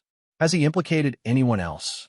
He's provided a complete confession that implicates several city officials, additional contractors, and other professionals who were part of the conspiracy. This investigation has expanded far beyond what we initially expected. Dean hung up and walked through his construction site, inspecting the work that would soon become a center for veterans seeking support and community. The building was exactly what he'd envisioned, strong enough to withstand any storm, built on foundations that would last generations. His phone buzzed with a text from Cliff. Marcia wants to meet with you. She's out of the hospital and asking for a chance to apologize. Dean considered the message. With Marshal Francis in custody and Stuart Cox cooperating with the FBI, Marcia's role in the conspiracy appeared to be much smaller than he'd initially believed. She'd certainly committed adultery and poor judgment, but the real criminals were now facing justice. The question was whether Dean was ready to consider the possibility that his marriage might be salvageable, or whether some foundations were too damaged to support any new construction. As Dean stood in the center of his rising Veterans Center, surrounded by the precise framework that would soon become something beautiful and lasting, he realized that he had a choice to make. He could continue the war until everyone who betrayed him was completely destroyed, or he could begin the more difficult work of deciding what, if anything, was worth rebuilding from the ruins of his old life. Chapter 9. Reconstruction. Dean found Marcia sitting in the hospital cafeteria, looking fragile and older than her 38 years. The confident, manipulative woman who destroyed their marriage had been replaced by someone who seemed genuinely broken by the consequences of her choices. "Thank you for coming," she said quietly as Dean sat across from her. "How are you feeling?" "Ashamed, terrified, grateful to be alive." Marcia's voice was barely above a whisper. "Dean, I know what I did was unforgivable. The affair, the lies involving the kids. I don't expect you to forgive me." Dean studied his wife's face, looking for signs of manipulation or performance. Instead, he saw genuine remorse and the kind of fear that came from facing real consequences for the first time. "What do you want, Marcia?" "I want to make things right as much as I can. I want to protect our children from any more damage. And I want you to know that I never intended for things to go as far as they did." She looked up at him with tears in her eyes. "I know that doesn't excuse what I did, but I need you to understand that I never meant to hurt you the way I did. What about Stuart? What about the business scheme? I was stupid and desperate. Stuart convinced me that the referral arrangement was normal business practice, that everyone in real estate worked that way." Marcia wiped her eyes. "I never understood that what we were doing was illegal until the FBI explained it to me." Dean wanted to be angry, wanted to maintain the cold distance that had protected him through weeks of betrayal and attacks. But seeing Marcia like this, genuinely broken by the consequences of her choices, he felt something he hadn't expected: pity. "The FBI says Marshal Francis was the real architect of the conspiracy," Dean said, "that he manipulated both you and Stuart to cover up his embezzlement." "I know. Agent Stevens explained it all to me." Marcia looked at her hands. "I was so stupid, Dean. I thought I was being sophisticated and independent, but I was just being used by people who were smarter and more criminal than I was." "What about the kids?" "They're scared and confused. They thought they were helping me be happy, but now they understand that they were helping me commit crimes." Marcia met his eyes. "Taylor keeps asking if you'll ever be able to forgive us." I told her I didn't know. Dean was quiet for a long moment. The part of him that had been betrayed and attacked wanted to make Marcia suffer every possible consequence of her choices. But the part of him that remembered 20 years of marriage and 2 children who needed their parents couldn't ignore the possibility of redemption. "What happens next?" he asked. I have to testify against Marshall Francis and Stuart Cox. My lawyer thinks I might avoid prison time if I cooperate fully and make restitution for any money I received. Marcia paused. Dean, I want you to know that I've told the FBI everything. Every meeting, every transaction, every lie I told you. I'm not hiding anything anymore. Dean's phone buzzed with a text from Pete. Marshall Francis just pled guilty to federal embezzlement and conspiracy charges. 15 years minimum. Stuart Cox taking a plea deal for 5 years. Both making full restitution to victims. Justice is being served, Dean said, showing Marcia the text. The people who used you and Stuart are going to prison. What about us? Marcia asked quietly. Dean looked at his wife, seeing both the woman he'd fallen in love with 20 years ago and the stranger who'd betrayed everything they'd built together. The foundations of their marriage had been damaged beyond repair, but perhaps something new could be built on the same ground. I don't know, Dean said honestly. I can't pretend that what happened didn't happen. I can't forget the things you said, the way you looked at me when you told me I was your biggest mistake. I didn't mean that. You meant it when you said it. That's what matters. Dean leaned back in his chair. But I also can't ignore that you were being manipulated by people who were using our marriage to cover up their crimes. Marcia nodded, accepting the truth of both statements. If we're going to have any chance of rebuilding, it has to start with complete honesty, Dean continued. No more lies, no more manipulation, no more schemes. And the kids have to understand that choices have consequences, even when those choices seem harmless at the time. What would rebuilding look like? I don't know yet. Marriage counseling, family therapy, time to heal and rebuild trust. Dean studied her face. It would mean accepting that our old marriage is dead and that anything new we build would be different. I'll do whatever it takes, Marcia said immediately. Don't answer too quickly. Think about it, because if we try to rebuild and you betray me again, there won't be a third chance. Dean's voice carried the quiet authority of someone who'd learned hard lessons about trust and consequences. I've spent weeks planning your complete destruction, Marcia. I have the tools and the willingness to use them if necessary. Marcia nodded, understanding the warning behind his words. Dean's phone rang. Taylor, Dad, are you and Mom talking? Yes. Are you coming home?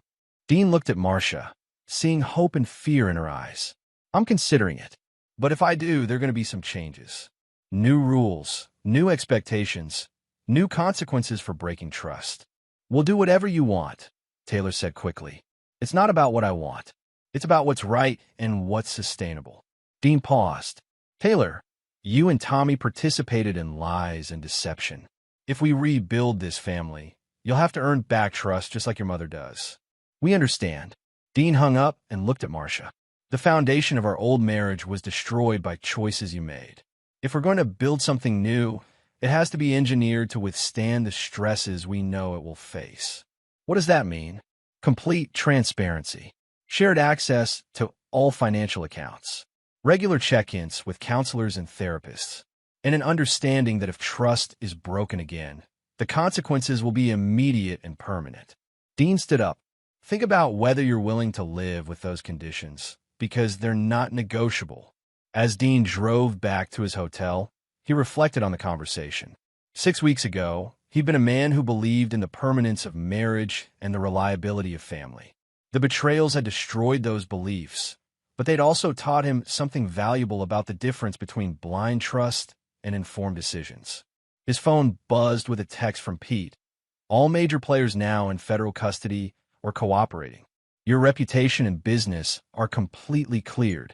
Impressive work, boss. Dean smiled grimly. The war was over, and he'd won every battle. Marshall Francis would spend the next 15 years in federal prison. Stuart Cox would serve 5 years and make full restitution. The corruption conspiracy had been completely dismantled, and Dean's professional reputation was stronger than ever.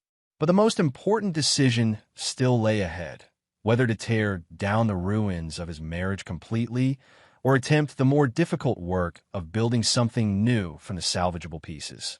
As Dean parked at his hotel, he realized that revenge had been the easy part. Destruction always was. The real test of his character would be whether he had the courage and wisdom to choose reconstruction over rubble, even when destruction felt safer and more certain. Dean Walls was an architect who built things to last. Tomorrow, he would decide whether his marriage was worth the effort of a complete rebuild or whether some foundations were too damaged to support the weight of a new beginning. The choice was his, and for the first time in weeks, Dean realized that having choices, real choices based on truth rather than deception, was perhaps the most valuable thing he'd gained from the ruins of his old life. Epilogue. 6 months later, Dean stood in the completed Veteran Center, watching as the first support groups met in the building he designed. The structure had weathered its first winter perfectly, every joint solid, every system functioning exactly as engineered. Marcia appeared beside him, moving quietly as she'd learned to do during their months of rebuilding. They attended counseling twice a week, family sessions with Taylor and Tommy once a week, and maintained the transparency protocols that had become their new foundation. "The building is beautiful," she said softly. "It's built to last," Dean replied, a statement that carried layers of meaning they both understood. Their marriage reconstruction was progressing slowly, built on honesty instead of romance, accountability instead of blind trust. It was different from their old relationship, stronger in some ways, more fragile in others. But it was real in ways their previous marriage had never been. Taylor and Tommy had learned hard lessons about consequences and integrity. Both were seeing counselors individually and had taken on part-time jobs to contribute to the restitution payments their family was making to Marshall Francis's victims. "Dad." Tommy appeared at Dean's elbow, looking more mature than his 15 years. "There's someone here to see you."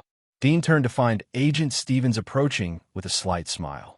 "Mr. Walls, I wanted to update you on the final dispositions," she said. Marshall Francis was sentenced to 18 years federal prison. Stuart Cox received 7 years. Both are making full restitution, and the city officials involved have all been removed from office. What about the contractors who were part of the scheme? Most received suspended sentences and professional sanctions in exchange for cooperation and restitution. The conspiracy has been completely dismantled. Dean nodded. "Thank you for keeping me informed." As Agent Stevens left, Dean reflected on the complex architecture of justice. Every criminal had faced consequences proportional to their crimes. Every victim had received restitution. Every corrupt practice had been exposed and eliminated. But more importantly, Dean had learned the difference between justice and revenge. Justice restored balance and protected the innocent. Revenge simply destroyed everything in its path. Dean Walls had chosen justice, and in doing so, he built something that would last. A marriage reconstructed on honest foundations, children who understood the importance of integrity, and a community center that would serve veterans for generations. Sometimes the most important construction project was rebuilding your own life from the ground up, using lessons learned from the collapse of what came before. Dean had done that work with the same precision and commitment he brought to every project. And like all his buildings, it was engineered to stand the test of time. And there you have it. Another story comes to an end. What did you think? I'd love to hear your thoughts in the comments below. If you enjoy this story, consider joining our community by subscribing. It means the world to us. For more stories like this one, check out the recommended videos on screen. And I'll see you there. Welcome back to another story on Infidelity Tales Lab.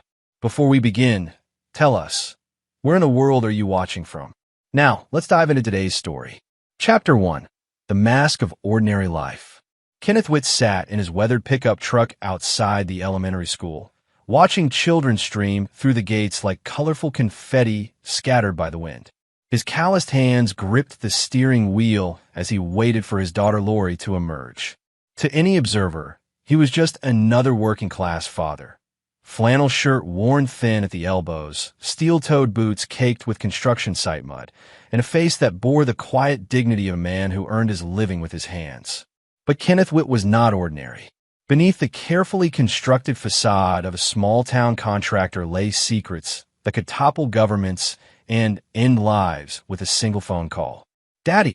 Lori's voice cut through his thoughts as the 8-year-old bounded toward the truck, her backpack bouncing against her small frame. Behind her walked Jason, 13 and already showing the rebellious slouch that marked his transition into adolescence. "How was school, princess?" Kenneth asked, his voice carrying the gentle warmth he reserved only for his children. "Mrs. Peterson says I'm the best reader in second grade." Lori beamed, climbing into the cab. Jason slumped into the passenger seat without a word, earbuds already plugging him into a world where his father didn't exist. Kenneth had noticed the distance growing between them over the past year, but he'd attributed it to typical teenage rebellion. He had no idea how deep the betrayal actually ran. The drive home to their modest ranch house on Maple Street was routine. Past the diner where old-timers nursed coffee and complaints, past the hardware store where Kenneth had built his cover identity over 5 years of careful cultivation. He'd become Ken the contractor, the guy who showed up on time, did quality work, and never asked questions. The perfect mask for a man whose real job had been erasing problems for the most powerful people on Earth. Charlene's silver Honda was already in the driveway when they arrived. Through the kitchen window, Kenneth could see his wife of 15 years moving about, preparing dinner. She still turned heads at 38.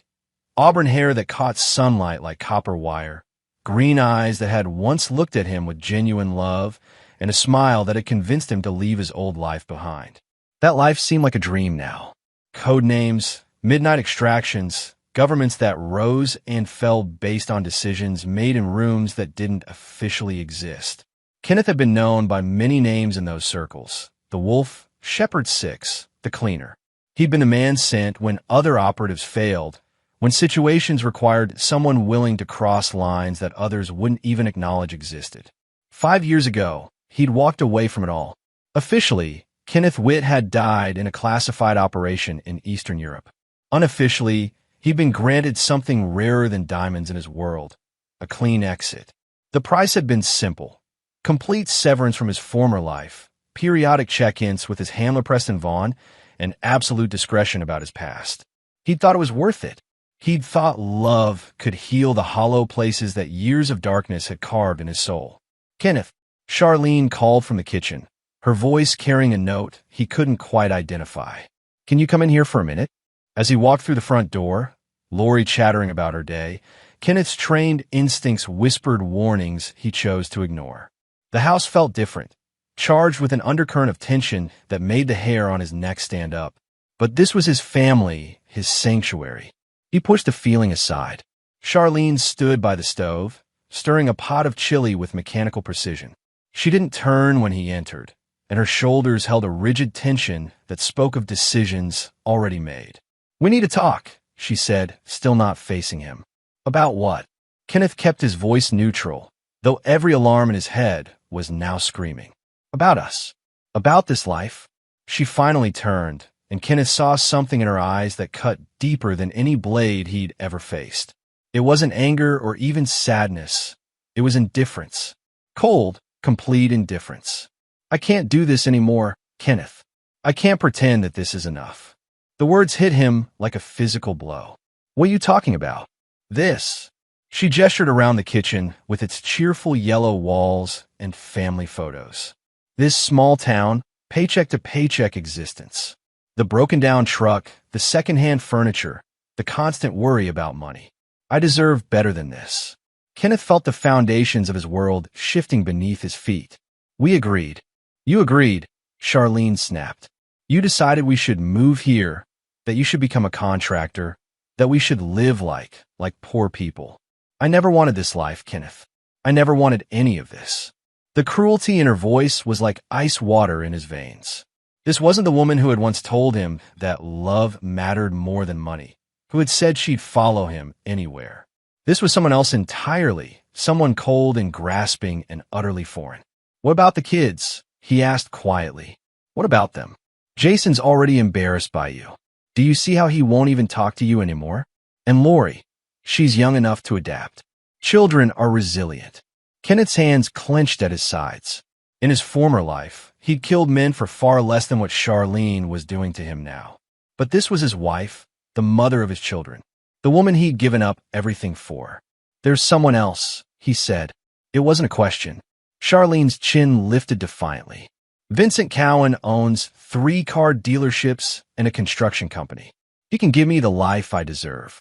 The life I should have had all along. Vincent Cowan. Kenneth filed the name away with the cold precision of a man cataloging targets. How long?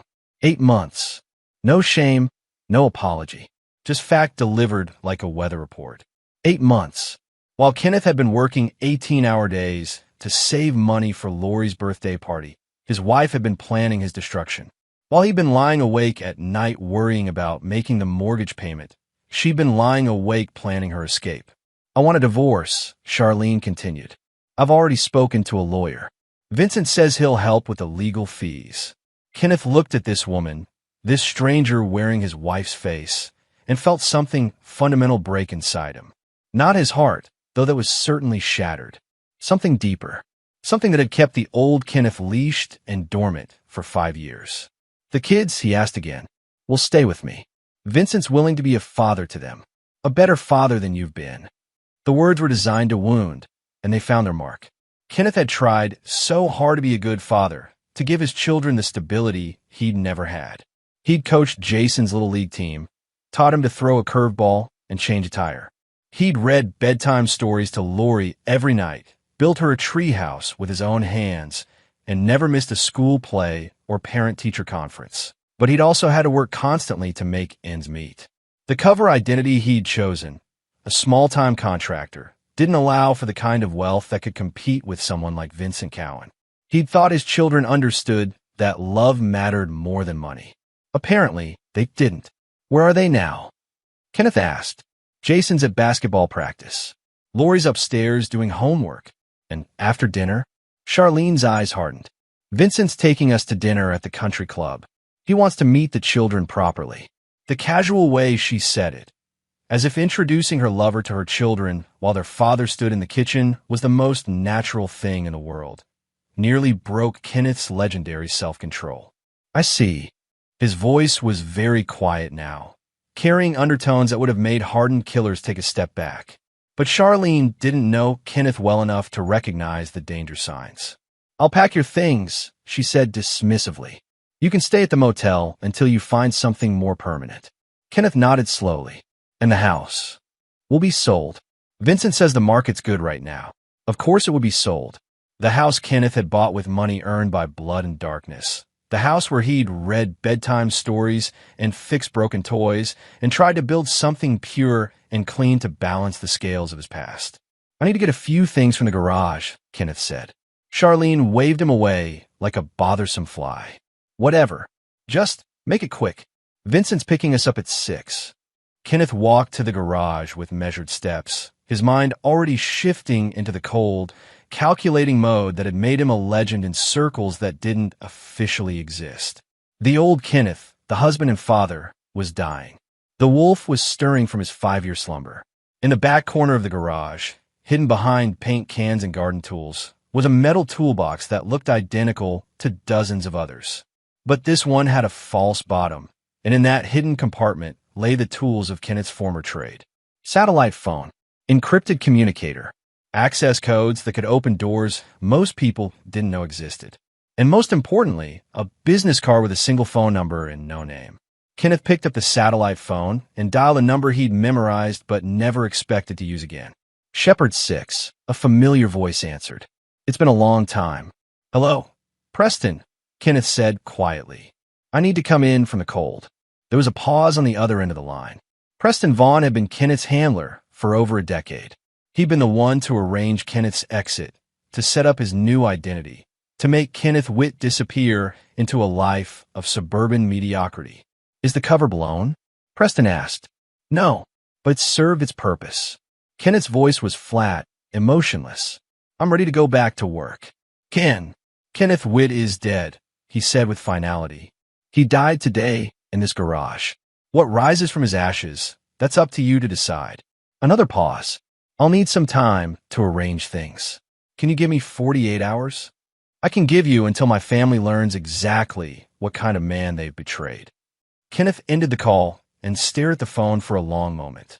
In the distance, he could hear Charlene calling the children for dinner, her voice bright, and cheerful as if she hadn't just destroyed 3 lives with casual cruelty. He thought about the look in Jason's eyes lately. Not just teenage rebellion, but something harder. Something that spoke of conversations held behind closed doors, of loyalties poisoned by promises of a better life.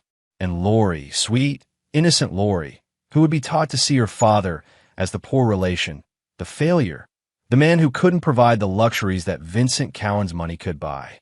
Kenneth put the phone back in its hiding place and returned to the house.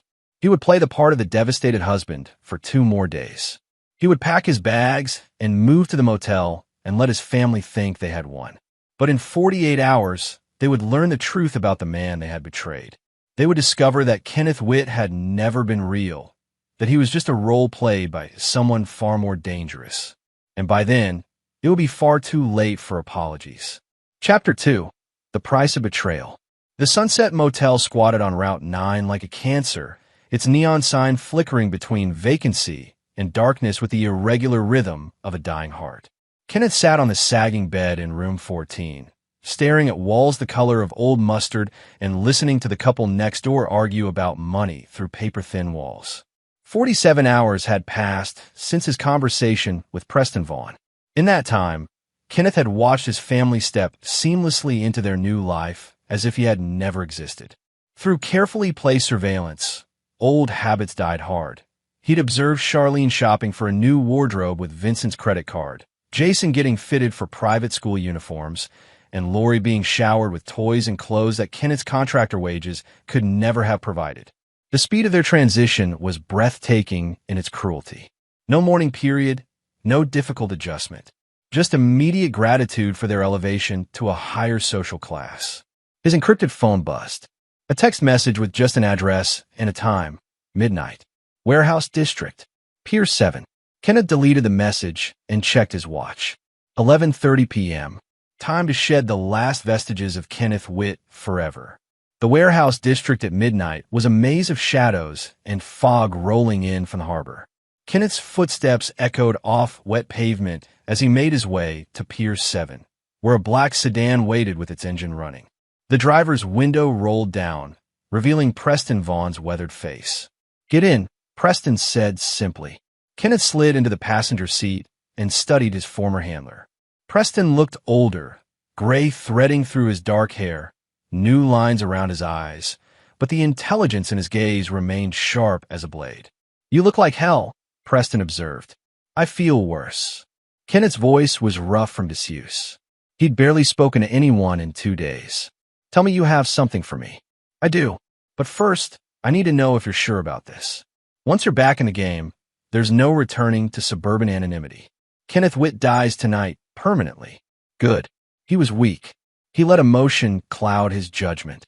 Preston studied him for a long moment. "What happened, Ken?" "The reports said you were settled." "Happy." Kenneth's laugh was bitter as winter wind. "My wife decided she deserved better than a contractor's wages. My son decided he was embarrassed by his blue-collar father. My daughter—" He stopped, unable to voice the betrayal of a child who had once worshipped him. "And now they're going to learn what they threw away." Kenneth's voice dropped to a whisper that somehow carried more menace than a shout. "They're going to understand exactly what kind of man they betrayed." Preston nodded slowly. "I've arranged a new identity. Marcus Stone, security consultant with an impeccable reputation and connections that reach into very dark places. Your cover story is that you've been working overseas for the past 5 years, primarily in Eastern Europe and the Middle East. High-level corporate security, government contracts, the kind of work that pays extremely well and requires absolute discretion. Assets: offshore accounts totaling $47 million. Property in Switzerland, the Caymans, and Montana. A portfolio of investments that generate approximately $2 million annually in passive income." Kenneth felt the first smile he'd experienced in days cross his face. It wasn't a pleasant expression. "And my current assignment? Protecting the family of Vincent Cowan." The irony was so perfect that Kenneth actually laughed, a sound devoid of humor, but rich with dark promise. "Explain." "Vincent Cowan owns 3 car dealerships and a construction company, as you know. What you don't know is that he also launders money for some very unpleasant people. Russian mob, cartel money, the kind of cash that comes with strings attached. He's been skimming from his partners, thinking he's clever enough to hide it. How much? $3 million over the past 2 years. His partners found out 3 days ago. They've put a contract out on him and anyone close to him. Kenneth's mind raced through the possibilities. So, I'm hired to protect him from the very people he's been stealing from. And my family, his new family, will be considered legitimate targets. Exactly. Your job is to keep Vincent Cowan alive long enough for us to determine exactly how much information he has about his partner's operations. Information that certain government agencies would find very valuable. And if Cowan doesn't cooperate? Preston shrugged. Accidents happen in our line of work. Protective details fail. Sometimes despite our best efforts, the bad guys win. Kenneth understood. He would have complete control over Vincent Cowan's fate, and by extension, his family's fate. The man who had stolen his wife and children would live or die based entirely on Kenneth's whim. When do I start? Tomorrow morning. Vincent has already been contacted by a government intermediary. He's been told that his life is in danger and that a specialist is being assigned to protect him. He's expecting Marcus Stone at 9 a.m. Preston handed Kenneth a leather portfolio. Your new identity documents, credit cards, and a dossier on Vincent Cowan's operations. There's also a psychological profile of your target. Kenneth flipped through the documents, absorbing the details with professional efficiency. Vincent Cowan was 42, divorced once, no children of his own. His business empire was built on legitimate enterprises that served as fronts for money laundering. He was vain, arrogant, and believed his charm could get him out of any situation. Most importantly, he was completely unprepared for the kind of danger he had invited into his life, both from his criminal partners and from the man whose family he had stolen. There's one more thing, Preston said quietly. Your family doesn't know about the contract yet. As far as they're concerned, Vincent is just a successful businessman who's courting your ex-wife. They have no idea they're potentially caught in the crossfire of a mob war. How long before they find out? That depends on how well you do your job. If Vincent stays alive and keeps his mouth shut, his partners might be satisfied with taking their money back and calling it even. If he dies or disappears, Preston shrugged. His associates will assume someone is trying to eliminate their operation. They'll start killing anyone connected to Vincent, just to be safe. Kenneth closed the portfolio and looked out at the dark water. So I hold their lives in my hands. You hold everyone's life in your hands. Vincent's, Charlene's, the children's. They just don't know it yet. And my cover story for being in town, Marcus Stone has been hired by a government contractor to investigate potential security threats in the area. It's legitimate enough to stand up to scrutiny, vague enough to explain your presence anywhere you need to be. Kenneth nodded. Where am I staying?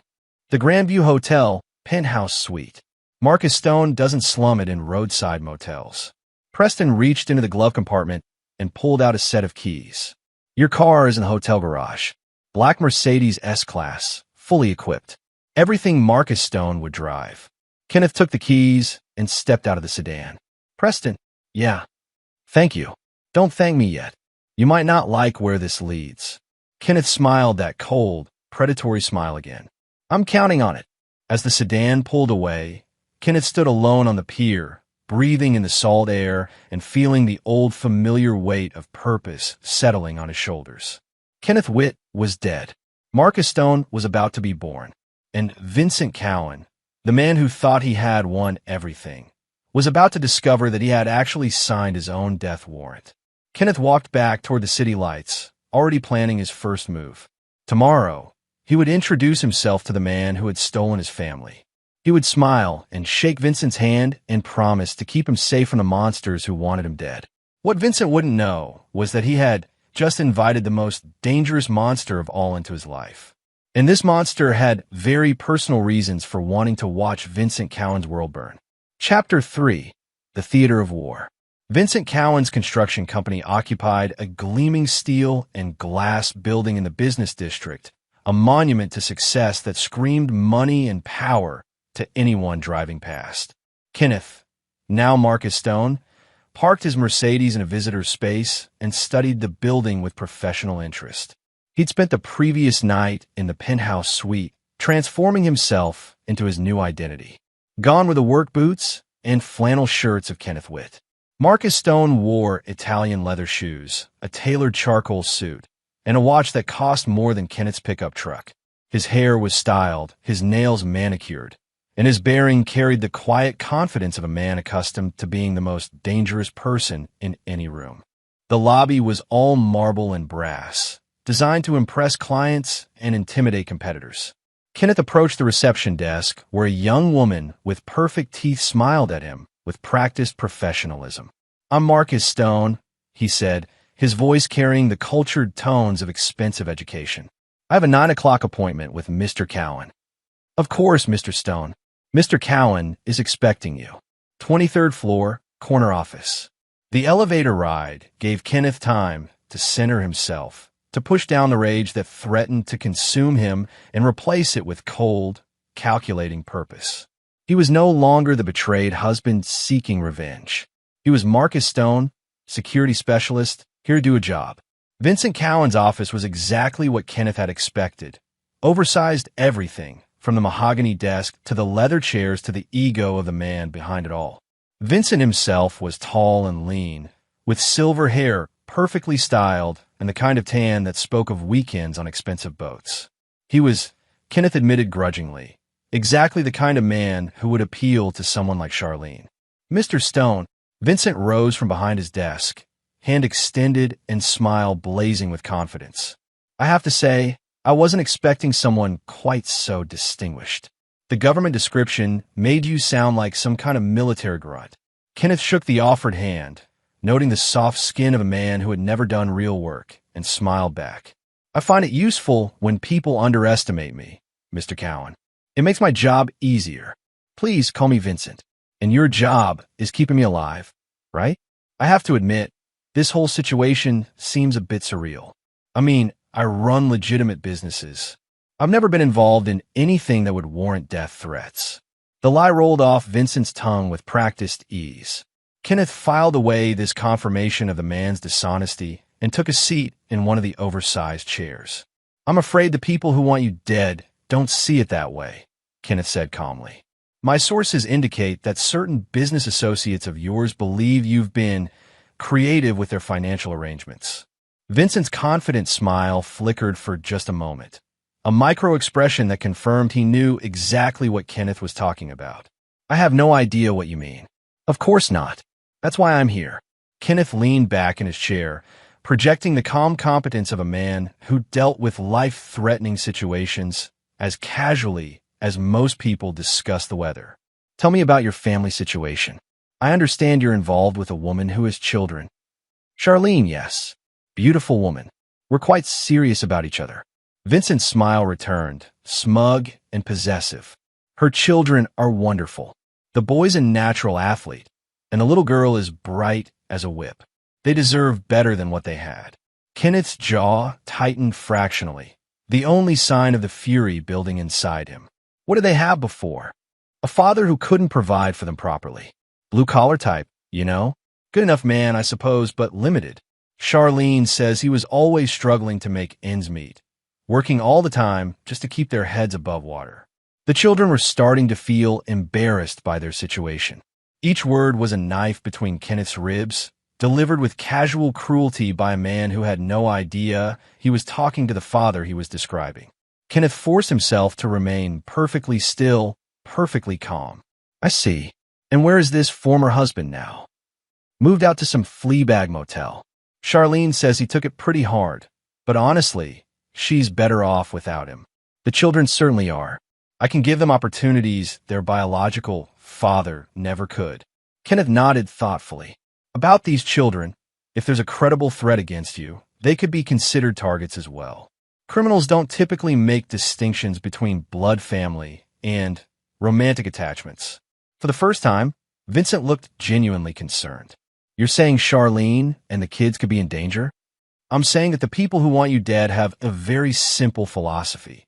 Eliminate the target and anyone who might seek revenge later. It's more efficient than leaving loose ends. Vincent's tone seemed to pale slightly. What kind of protection are we talking about? Complete security overhaul. Your home, your business, your daily routines. I'll need access to your personal schedule, your phone records, your financial information. Everything. My financial information? Why? Kenneth's smile was thin and cold. Because money is usually what gets people killed in situations like this. I need to understand exactly how deep in you are so I can assess the threat level accurately. Vincent shifted uncomfortably in his chair. Some of my business arrangements are confidential. Mr. Cowan, let me be very clear about something. I don't care about your business ethics or your tax situation. I care about keeping you alive long enough to enjoy whatever money you've acquired. But I can't protect you from threats I don't understand. So you can either tell me everything, or you can wait for your enemies to find you and hope they're feeling merciful. The threat was delivered in the same calm, professional tone Kenneth had been using throughout the conversation, but something in his eyes must have communicated the seriousness of the situation. Vincent nodded reluctantly. Fine, but this information doesn't go anywhere, right? Client confidentiality? Absolutely. Dead clients don't pay their bills. Vincent spent the next hour detailing his money laundering operation with the reluctance of a man confessing his sins. 3 million skimmed over 2 years, hidden in offshore accounts that he thought were untraceable. Partners who had trusted him with their dirty money and were now planning to kill him for his betrayal. Kenneth listened with professional interest, mentally cataloging every detail. Vincent Cowan wasn't just a thief. He was a stupid thief who had stolen from people who collected debts with bullets and buried their problems in shallow graves. I need to meet your family, Kenneth said when Vincent finished his confession. If I'm going to protect them, I need to assess their security consciousness and establish protocols. Of course, we're all having dinner tonight at the country club. Why don't you join us? I can introduce you as a business associate. Perfect. Kenneth stood and straightened his jacket.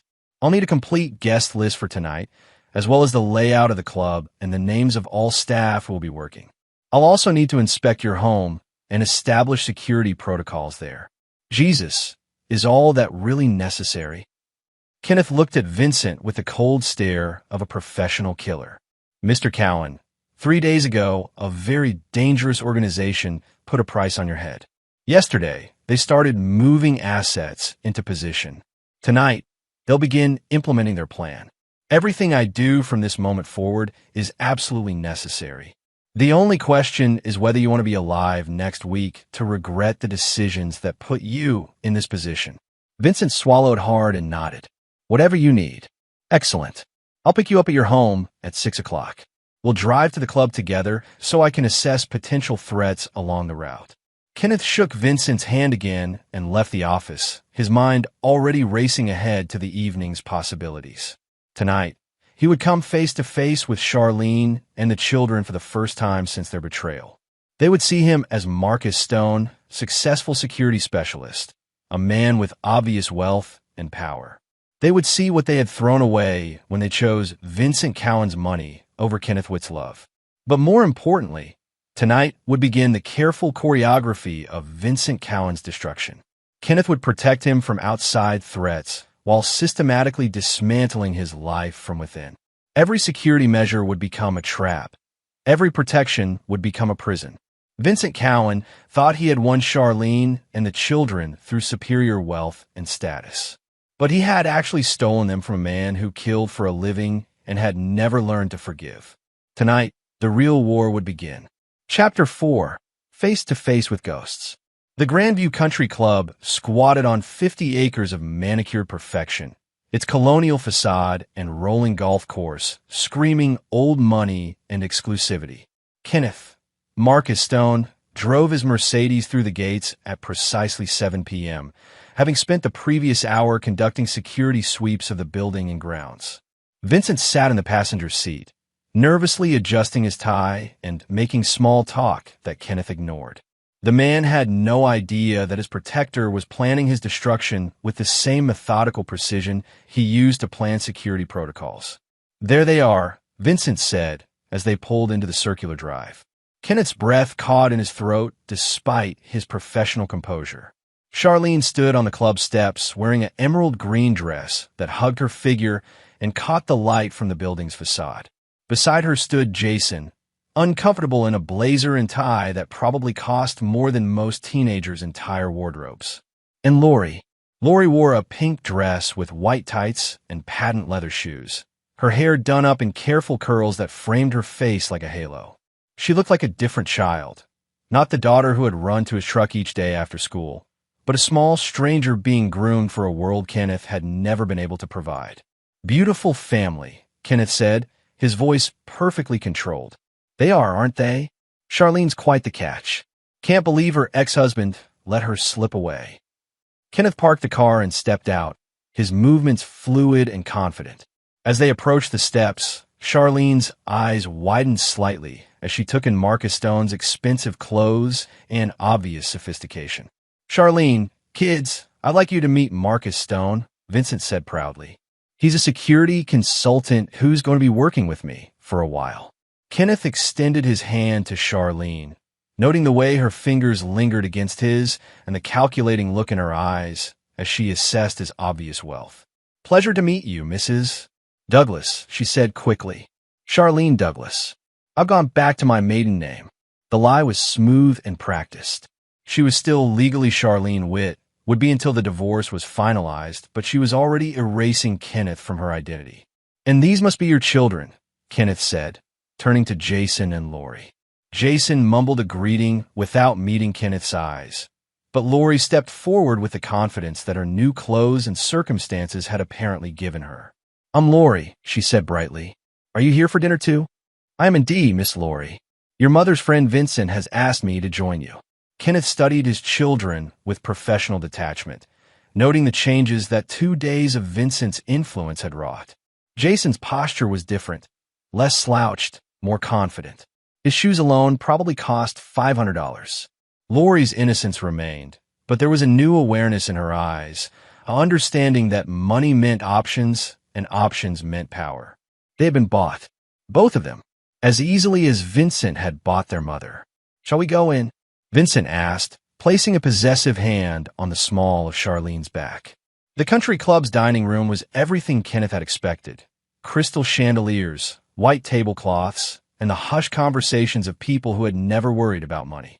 The maitre d' led them to a corner table with excellent sight lines, exactly what Kenneth would have requested for security purposes. "So, Marcus," Charlene said once they were seated, "what kind of security work do you do?" "Corporate protection, primarily.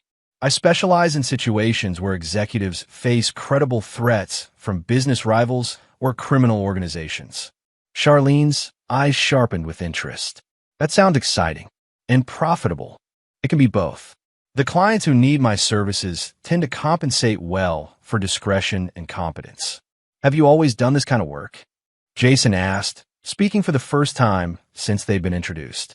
Kenneth met his sons, eyes across the table. "I spent several years in military special operations before transitioning to private sector work. The skills transfer quite well." "Like what kind of skills?" Lori piped up. "Languages, tactical planning, risk assessment. The ability to remain calm under pressure." Kenneth's voice was casual, but his words carried undertones that Vincent missed entirely. "Marcus served in some very dangerous places," Vincent added importantly. "Eastern Europe, the Middle East. The kind of assignments that require serious security clearance." Charlene leaned forward slightly, her interest obvious. "That must have been lonely work. Are you married?" The question hit Kenneth like a physical blow, but his expression remained pleasantly neutral. "I was." The demands of the job made it difficult to maintain personal relationships. "I'm sorry," Charlene said with practiced sympathy. "It must be hard to sacrifice so much for your career." Kenneth's smile was thin as a razor blade. "Sometimes the things we think we're sacrificing turn out not to have been worth keeping." The conversation continued through dinner, with Vincent preening like a peacock as he showed off his new family and his expensive security consultant. Charlene played the perfect hostess, charming and interested, while the children adapted to their new environment with the resilience that Vincent had mentioned. Kenneth watched it all with the detached fascination of a scientist observing lab rats. They had all slipped so easily into this new life, as if their previous existence had been nothing more than an unpleasant dream from which they had finally awakened. "Marcus, you simply must see Vincent's new house," Charlene said as dessert arrived. "It's absolutely gorgeous. Nothing like the cramped little place we were stuck in before." "I'd be happy to," Kenneth replied. "In fact, I'll need to conduct a security assessment of the property. Given the nature of the threats Vincent faces, his home will require significant upgrades." "What kind of upgrades?" Jason asked. "Security cameras, motion detectors, reinforced entry points. Possibly a safe room if the threat level warrants it." Vincent nodded importantly. "Money's no object when it comes to protecting my family." His family. Kenneth's hands clenched imperceptibly under the table. These were still his children, still legally his wife, but Vincent spoke of them as if they were possessions he had purchased. "Speaking of protection," Kenneth said casually, "I should mention that threats in situations like this often extend to family members. Anyone close to Vincent could potentially become a target." Charlene's face paled slightly. "You mean the children?" "I mean anyone the opposition might use for leverage. Wife, children, even ex-spouses in some cases." Vincent frowned. "Ex-spouses? You mean Charlene's former husband?" "Criminals don't typically make fine distinctions about legal relationships. If they think hurting someone will cause Vincent pain, that person becomes a potential target." Kenneth watched Charlene's face as the implication sank in. She was thinking about Kenneth Witt, alone in his motel room, completely unaware that he might be in danger because of her new relationship. "Maybe we should warn him," she said quietly. "Warn who?" Vincent asked sharply. "Ken, my ex-husband. If he could be in danger because of us." "Absolutely not," Vincent said firmly. "We're not dragging him into this. Besides, what's he going to do? Hide in his motel room? The man can barely afford cable television." Kenneth felt the old familiar rage building in his chest, but his voice remained perfectly calm. "Actually, Mr. Cowan, involving the ex-husband might not be a bad idea. If these people are thorough, and they usually are, they've already identified him as a potential pressure point. Better to bring him into the security loop than leave him as a vulnerability." "No," Vincent said flatly. "I won't have that man anywhere near my family." His family. There was again. Kenneth memorized the words, filed them away with all the other insults and injuries he would repay with interest. "As you wish," Kenneth said calmly. "Though I should point out that if something happens to him, it will traumatize the children and potentially destabilize the entire family dynamic." Lori looked up from her ice cream. "What would happen to Daddy?" The word hit Kenneth like a bullet to the chest. She still called him Daddy, even after 2 days of Vincent's largesse. "Nothing's going to happen to your father, sweetheart," Charlene said quickly. "Mr. Stone is just being thorough." "Actually," Kenneth said, "there are some precautions we could take. I could arrange for discreet surveillance of Mr. Witt, just to ensure his safety. It would be a minimal expense compared to the overall security package." Vincent looked annoyed, but nodded reluctantly. "Fine, but I don't want him knowing about it. The last thing I need is him thinking he's some kind of hero in this situation." Kenneth's smile was cold as winter moonlight. "Don't worry, Mr. Cowan. He'll never know I'm watching him." The irony was so perfect that Kenneth almost laughed out loud. Vincent Cowan had just paid him to protect the very man whose family he had stolen. The man he had humiliated and dismissed as a failure. The man who was going to destroy him. As dinner wound down and they prepared to leave, Kenneth made his final move of the evening. "There is one more security consideration," he said casually. "Given the sophistication of the threat, I'll need to maintain close proximity to the family for the next several weeks. I'll be renting a house in your neighborhood, something with good sight lines to your property." "How close?" Charlene asked. "Close enough to respond to any emergency within 90 seconds. Vincent nodded approvingly. "Whatever you think is best. Spare no expense." Kenneth almost smiled.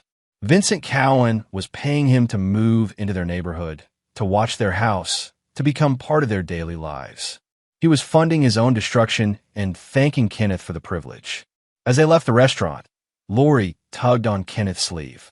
Mr. Stone, will you really keep us safe?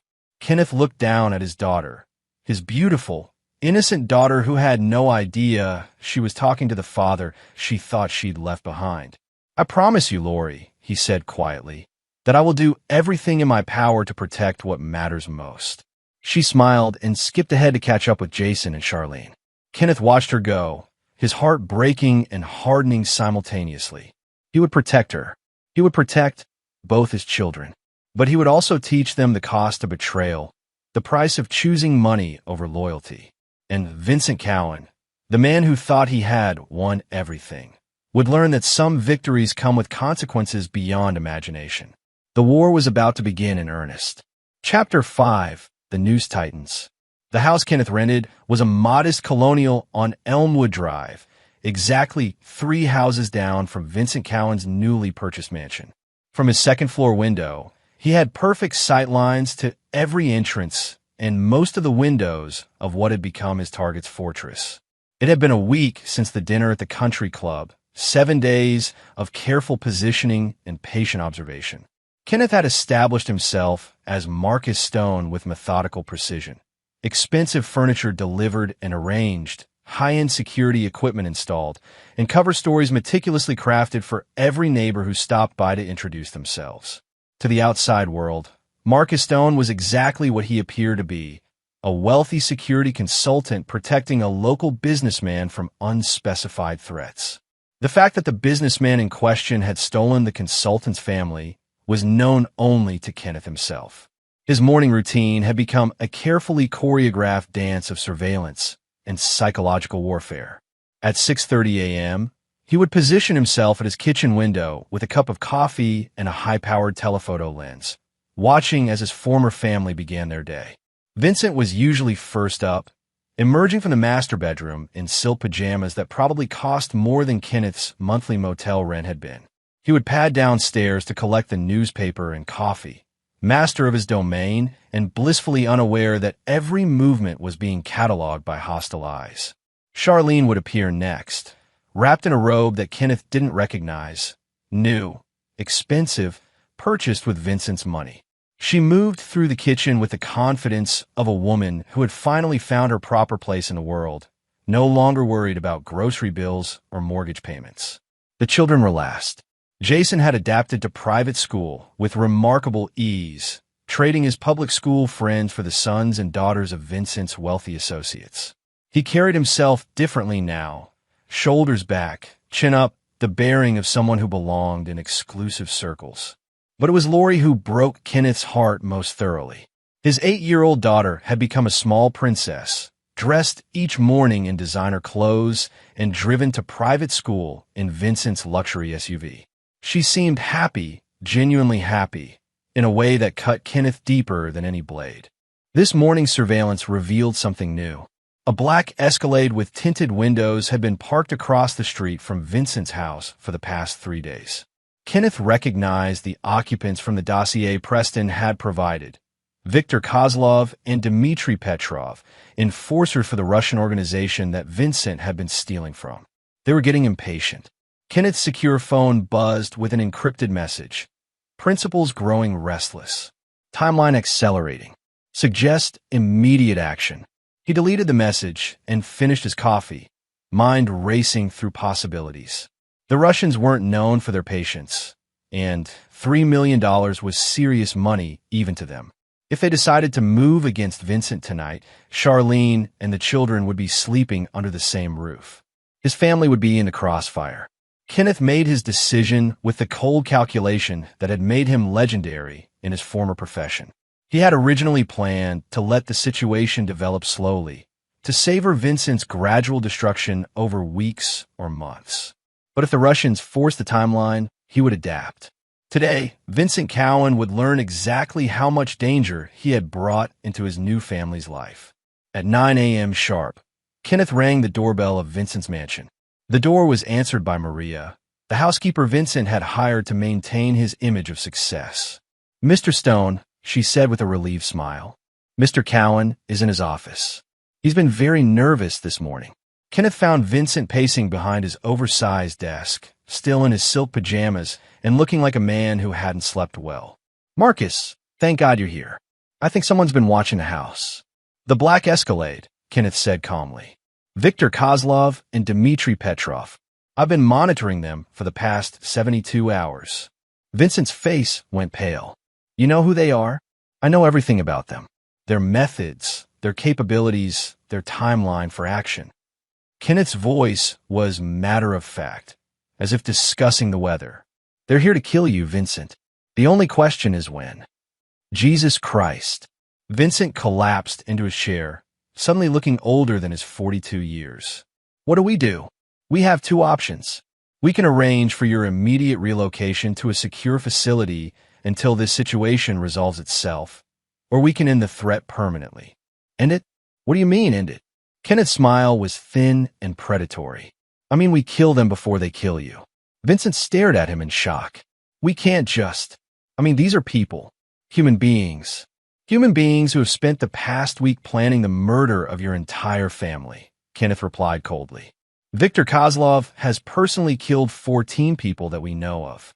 Dmitry Petrov specializes in making deaths look accidental. They're not here to negotiate, Vincent.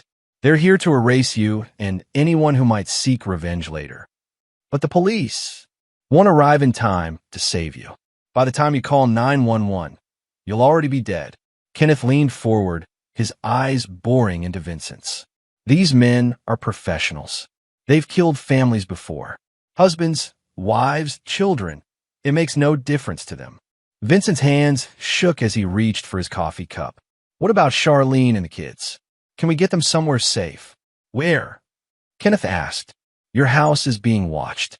Any attempt to leave will be seen as evidence that you're running. That would accelerate their timeline from days to hours. So what do you suggest? Kenneth stood and walked to the window, looking out at the perfectly manicured yard where his children played just a week ago. I suggest we go on the offensive. Tonight, when they make their move, we'll be ready for them. I'm not a killer. Marcus, I'm a businessman. Kenneth turned back to Vincent, his expression carefully neutral. You're a businessman who stole $3 million from the Russian mob. You forfeited any claim to innocence the moment you decided their money was yours. The words hit their mark. Vincent flinched as if Kenneth had struck him physically. I need guarantees, Vincent said quietly. I need to know that Charlene and the children will be safe. I can guarantee their safety, Kenneth replied, but only if you follow my instructions exactly. No deviation, no second-guessing, no attempting to contact the authorities. You do exactly what I tell you when I tell you, or your new family dies tonight. Vincent nodded reluctantly. What do you need me to do? Kenneth pulled out his phone and showed Vincent a photograph of a storage unit key. This key opens Unit 47 at the Riverside Storage Facility. Inside that unit, you'll find $3 million in cash, the exact amount you stole from your partners. Vincent's eyes widened. How did you? I'm very good at my job, Kenneth said simply. Tonight at midnight, you're going to take that money and deliver it to Viktor and Dmitry. You're going to apologize profusely, explain that it was all a misunderstanding, and offer to pay an additional $1 million in interest for their inconvenience. I don't have an additional $1 million. Kenneth's smile was cold as Arctic ice. Yes, you do. You just haven't accessed it yet. He handed Vincent a manila envelope. Inside you'll find account numbers and access codes for offshore accounts containing exactly $1 million. Consider it a loan against future services. Vincent opened the envelope with trembling fingers, staring at documents that represented more money than he'd ever seen in one place.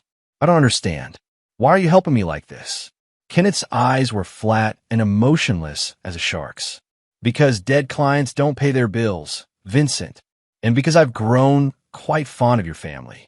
I'd hate to see anything happen to them.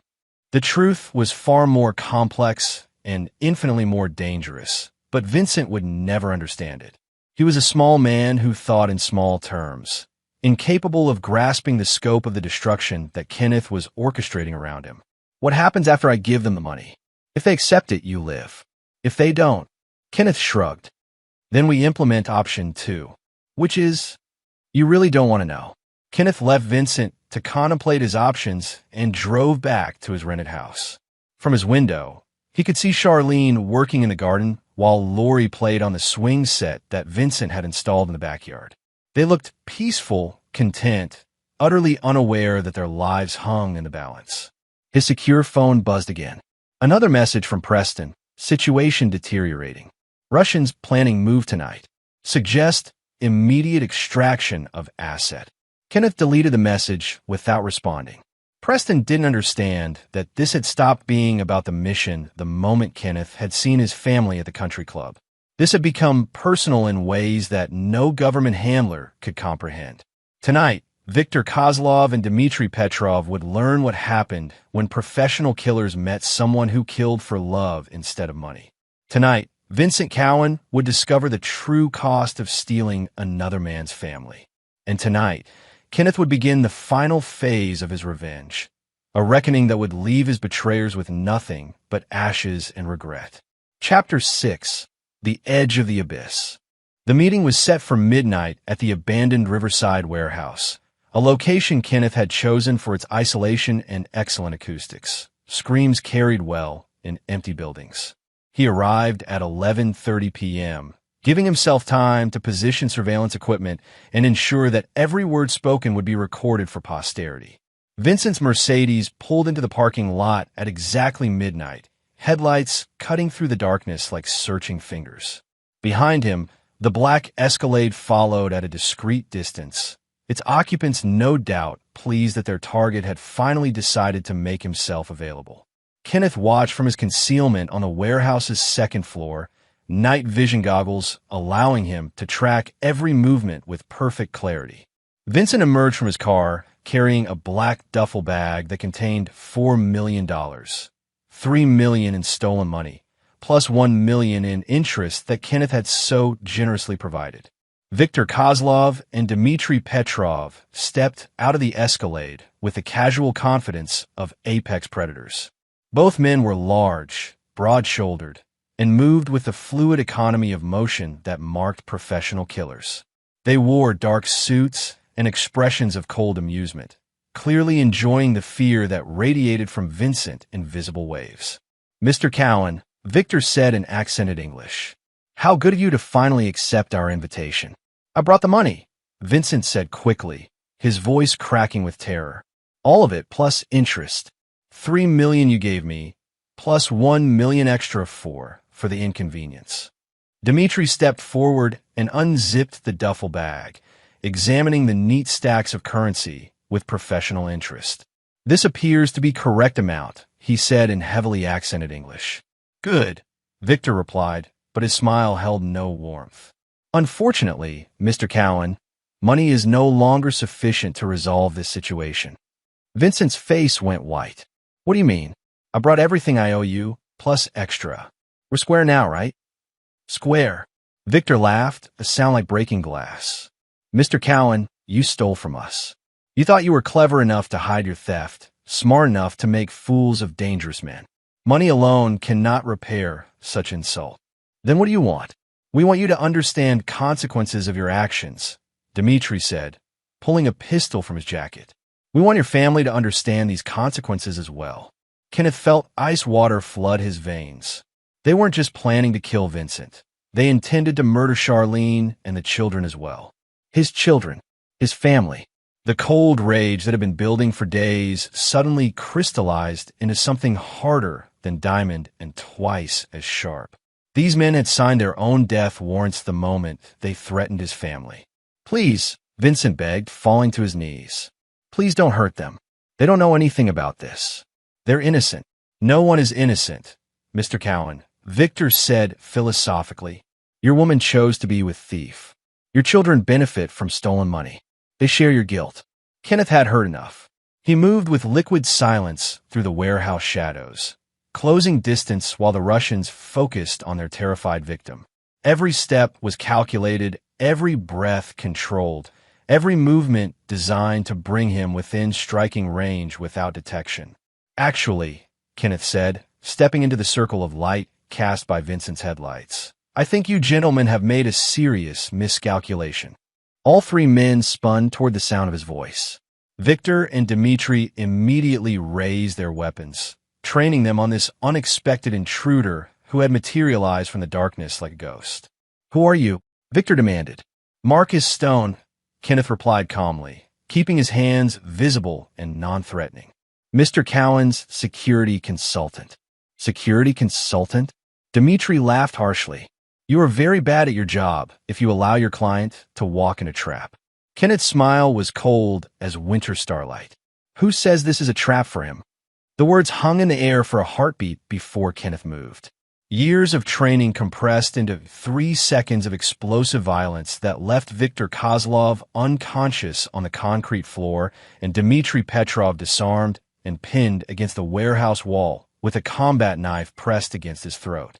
"Jesus Christ," Vincent gasped, staring at the tableau in shock.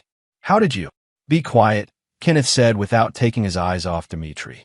"Gentlemen, we seem to have reached an impasse. You want to kill my client and his family.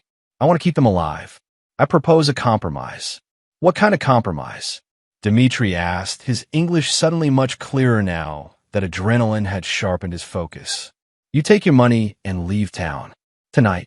You never come back, you never contact Mr. Cowan again, and you forget this entire situation ever happened. And if we refuse—" Kenneth's knife pressed slightly deeper, drawing a thin line of blood. "Then you die here in this warehouse, and your bodies disappear so completely that even your mothers will never know what happened to you. You are one man against organization of many. You cannot protect him forever." "You're absolutely right," Kenneth agreed. "But I can kill you both right now, tonight, and then I can track down everyone you've ever worked with and kill them too. I can make your entire organization bleed until they decide that $4 million isn't worth the casualties I'll inflict." Something in Kenneth's voice, a quality that spoke of absolute certainty and unlimited capacity for violence, made Dimitri's eyes widen with recognition. "You're not security consultant," he said quietly. "No," Kenneth agreed. "I'm something much worse. I'm a man protecting his family." The implications of that statement settled over the warehouse like a cold fog. Vincent stared at Kenneth in confusion, not understanding the subtext, but Dmitri got it immediately. This wasn't about money or professional obligation. This was personal in the most dangerous way possible. "We take money and leave," Dmitri said quickly. "No more contact with Mr. Cowan. Debt is settled." "Smart choice." Kenneth stepped back, keeping the knife visible but no longer actively threatening. "Help your friend to his feet. You have 30 minutes to be out of the city limits." Dmitri moved carefully to Victor, who was beginning to regain consciousness with the slow, painful movements of a man who had been struck by a professional. Together, they collected their money and stumbled toward their vehicle. "Mr. Stone," Victor called out just before reaching the Escalade. "What you have done tonight, it will not be forgotten." Kenneth's smile was predatory and filled with dark promise. "I'm counting on it." The Escalade disappeared into the night, carrying its cargo of defeated killers and their recovered money. Vincent stood in the sudden silence, staring at Kenneth as if seeing him for the first time. "Who are you?" Vincent asked quietly. "And don't tell me you're just a security consultant." "Security consultants don't move like that. They don't talk like that." Kenneth considered his answer carefully. "I'm someone who takes his responsibilities very seriously, Mr. Cowan, especially when those responsibilities involve protecting innocent children." "But how did you know they were planning to kill Charlene and the kids? How did you even know about tonight?" "Because it's my job to know things," Kenneth replied. "Because I've been watching and listening and preparing for this moment since the day you hired me." Vincent processed this information with the slow comprehension of a man whose worldview had just been shattered. "You've been watching us? All of us? Every day, every night, every moment since I took this assignment." Kenneth's voice was flat, emotionless. "I know that Jason has been having nightmares about his biological father. I know that Lori still cries for her daddy when she thinks no one can hear her. I know that Charlene lies awake wondering if she made the right choice." Each revelation hit Vincent like a physical blow. The security consultant he'd hired to protect his new family had been documenting their private moments, their vulnerabilities, their doubts. "Why are you telling me this?" Kenneth stepped closer, close enough that Vincent could see the cold fury burning in his eyes. Because I want you to understand something very important, Mr. Cowan. Tonight, I saved your life and the lives of your new family. I eliminated a threat that would have destroyed everything you think you've built. And I'm grateful. But, Kenneth continued, his voice dropping to a whisper, the Russians weren't the only threat you need to worry about. There are other dangers, other enemies you've made. People who won't be satisfied with just money. People who want something far more valuable than cash. What are you talking about? Kenneth's smile was terrible in its implications. I'm talking about the price of stealing another man's family, Vincent. I'm talking about consequences you haven't even begun to imagine. The truth hung in the air between them like a loaded weapon, but Vincent was too shocked and frightened to grasp its full meaning. He saw only what Kenneth wanted him to see, a security consultant with dangerous connections and unlimited capacity for violence. He had no idea he was looking at the husband he had cuckolded, the father whose children he had stolen, the man whose life he had destroyed with casual cruelty. Get in your car, Kenneth said quietly. Drive home. Kiss your new family goodnight. And remember that everything you have exists only because I allow it to exist. Vincent stumbled to his Mercedes with the unsteady gait of a man who had looked into an abyss and found something looking back. He drove away into the night, leaving Kenneth alone in the warehouse with his thoughts and his plans. The Russians had been dealt with, but they were just the opening move in a much larger game. Kenneth pulled out his secure phone and sent a single message to Preston. External threat neutralized. Proceeding to Phase 2. Phase 2 would be far more subtle than tonight's violence, far more personally devastating than the threat of Russian killers. Phase 2 would involve destroying Vincent Cowan from the inside out, stripping away everything he thought he had won until nothing remained but ashes and regret. Kenneth walked out of the warehouse and into the night, already planning the next moves in his carefully orchestrated revenge. Vincent thought tonight had been about protection. He had no idea it had actually been about preparation for his complete destruction. Chapter 7. The Unraveling begins. 3 days after the warehouse confrontation, Kenneth received a phone call that changed everything. He was reviewing surveillance footage from Vincent's house when his secure line buzzed with an incoming call from an unknown number. Marcus Stone, he answered with professional caution. Mr. Stone, this is General Malcolm Keith, commanding officer of Fort Braxton. I believe we need to talk. Kenneth's blood turned to ice water. General Keith was the man whose name had appeared in his past life's classified files, the officer who had recommended Kenneth for his most sensitive assignments. If Keith was calling, it meant his cover was compromised. I'm afraid you have a wrong number, General. Cut the shit, Shepard 6. I know exactly who you are and what you're doing in my jurisdiction. We need to meet. Tonight. The line went dead, leaving Kenneth staring at his phone with the expression of a man who had just felt the ground shift beneath his feet. Only a handful of people knew his old operational designation, and most of them were dead. If General Keith was one of the few still alive, it meant Kenneth's carefully constructed new identity was built on foundations far less solid than he had believed. The meeting was set for 2,100 hours at the abandoned airfield outside town. Neutral ground that neither man could control completely. Kenneth arrived first, positioning himself with clear sight lines and multiple escape routes, every instinct screaming that this was a trap. General Keith emerged from the darkness precisely on time, accompanied by 2 soldiers who moved with the fluid precision of special operations veterans. The general himself was exactly what Kenneth remembered: tall, silver-haired, and radiating the kind of authority that came from decades of command. Hello, Keith said as he approached. You look good for a dead man. General, Kenneth kept his voice neutral, his hands visible but ready to move if the situation deteriorated. What brings you to my little corner of suburban hell? Your little corner is about to become very crowded, Keith replied grimly. We have a problem, and unfortunately, you're at the center of it. Explain. Keith nodded to one of his soldiers, who handed him a tablet computer. The screen showed surveillance photos of Kenneth entering and leaving Vincent Cowan's house, taken from multiple angles over the past week. Someone's been watching you watch your target, Keith said. Someone with very sophisticated equipment and unlimited patience. Kenneth studied the photos with professional interest. The angles and timing suggested a highly trained surveillance team, probably government-sponsored. Who? We're not sure yet. The equipment signature suggests foreign intelligence, possibly Chinese or Russian, but the techniques are American. Whoever they are, they know who you really are. How is that possible?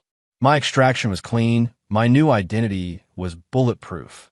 Keith's expression was grim. Your new identity was bulletproof 5 years ago. But someone's been digging, asking questions about operatives who disappeared around the time you went dark. They've connected enough dots to put you on their radar. Kenneth absorbed this information with the cold calculation that had kept him alive through a dozen impossible missions. If his cover was blown, it meant Charlene and the children were in danger. Not from Russian gangsters or Vincent's business enemies, but from intelligence agencies that settled their accounts with bullets and car bombs. What do they want? That's the interesting question, Keith said. If they wanted you dead, you'd already be dead. If they wanted to expose you, they'd have done it by now. Which means they want something else, such as information about your old missions, your handlers, the operations you ran during your active years. You were involved in some very sensitive work, Ken. The kind of work that certain governments would pay handsomely to learn about. Kenneth's mind raced through the implications. His old missions had involved regime changes, assassinations, and operations that had shaped the political landscape for the past decade. In the wrong hands, that information could destabilize entire governments. Have they made contact? Not yet, but they will. And when they do, you'll have a choice to make. Which is... Keith's smile was thin and cold. Come back to work for us, or spend the rest of your very short life running from people who want to torture state's secrets out of your head. The offer hung in the air between them like a loaded weapon. Kenneth understood the subtext perfectly. This wasn't really a choice at all. Keith was offering him protection in exchange for returning to a life he had tried to leave behind. What about my family? What family? Keith's voice carried a note of genuine confusion. According to our intelligence, Kenneth Witt's wife divorced him and took his children. They're living with some local businessman now. Kenneth realized with crystal clarity that Keith had no idea about the connection between Marcus Stone and Kenneth Witt. The surveillance team watching him thought they were observing a rogue operative conducting unauthorized operations, not a betrayed husband orchestrating revenge. My new family, Kenneth said carefully. The people I'm protecting. Ah, yes. Vincent Cowan and his household. Keith consulted his tablet again. We're aware of your current assignment. Corporate protection, right? Nothing that would interfere with your new duties. Kenneth nodded, mind racing through possibilities. Keith was offering him a way back into the shadow world, a chance to reclaim his old identity and power. But it would mean abandoning his revenge against Vincent, leaving his betrayers unpunished. Unless... What kind of assignments are we talking about? Kenneth asked. The usual. Targeted eliminations, intelligence gathering, operations that require your particular skill set. Dangerous work, but the kind of danger you've always thrived on. And the surveillance team will be eliminated once you're back under official protection. Dead operatives tell no tales. Kenneth made his decision with the cold certainty that had defined his entire career. I accept. But I have conditions. Name them. My current assignment continues until completion. Vincent Cowan hired Marcus Stone for protection, and Marcus Stone honors his contracts. Keith frowned. How long are we talking? 2 weeks. Maybe 3. Depends on how quickly certain threats resolve themselves. And after that, Shepard 6 returns to active duty permanently. Keith extended his hand. Welcome back to the war, Ken. Kenneth shook the offered hand, sealing an agreement that would change everything. But Keith had no idea what war Kenneth was actually fighting or who his real enemies were.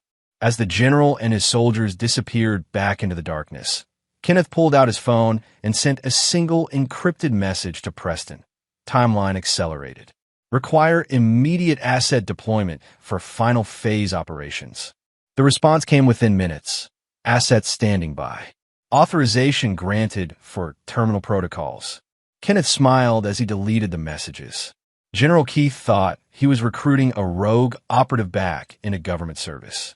In reality, he had just provided Kenneth with the resources and authority to complete his revenge against Vincent Cowan with official backing. The irony was perfect. The United States government was about to fund and authorize the destruction of the man who had stolen Kenneth's family.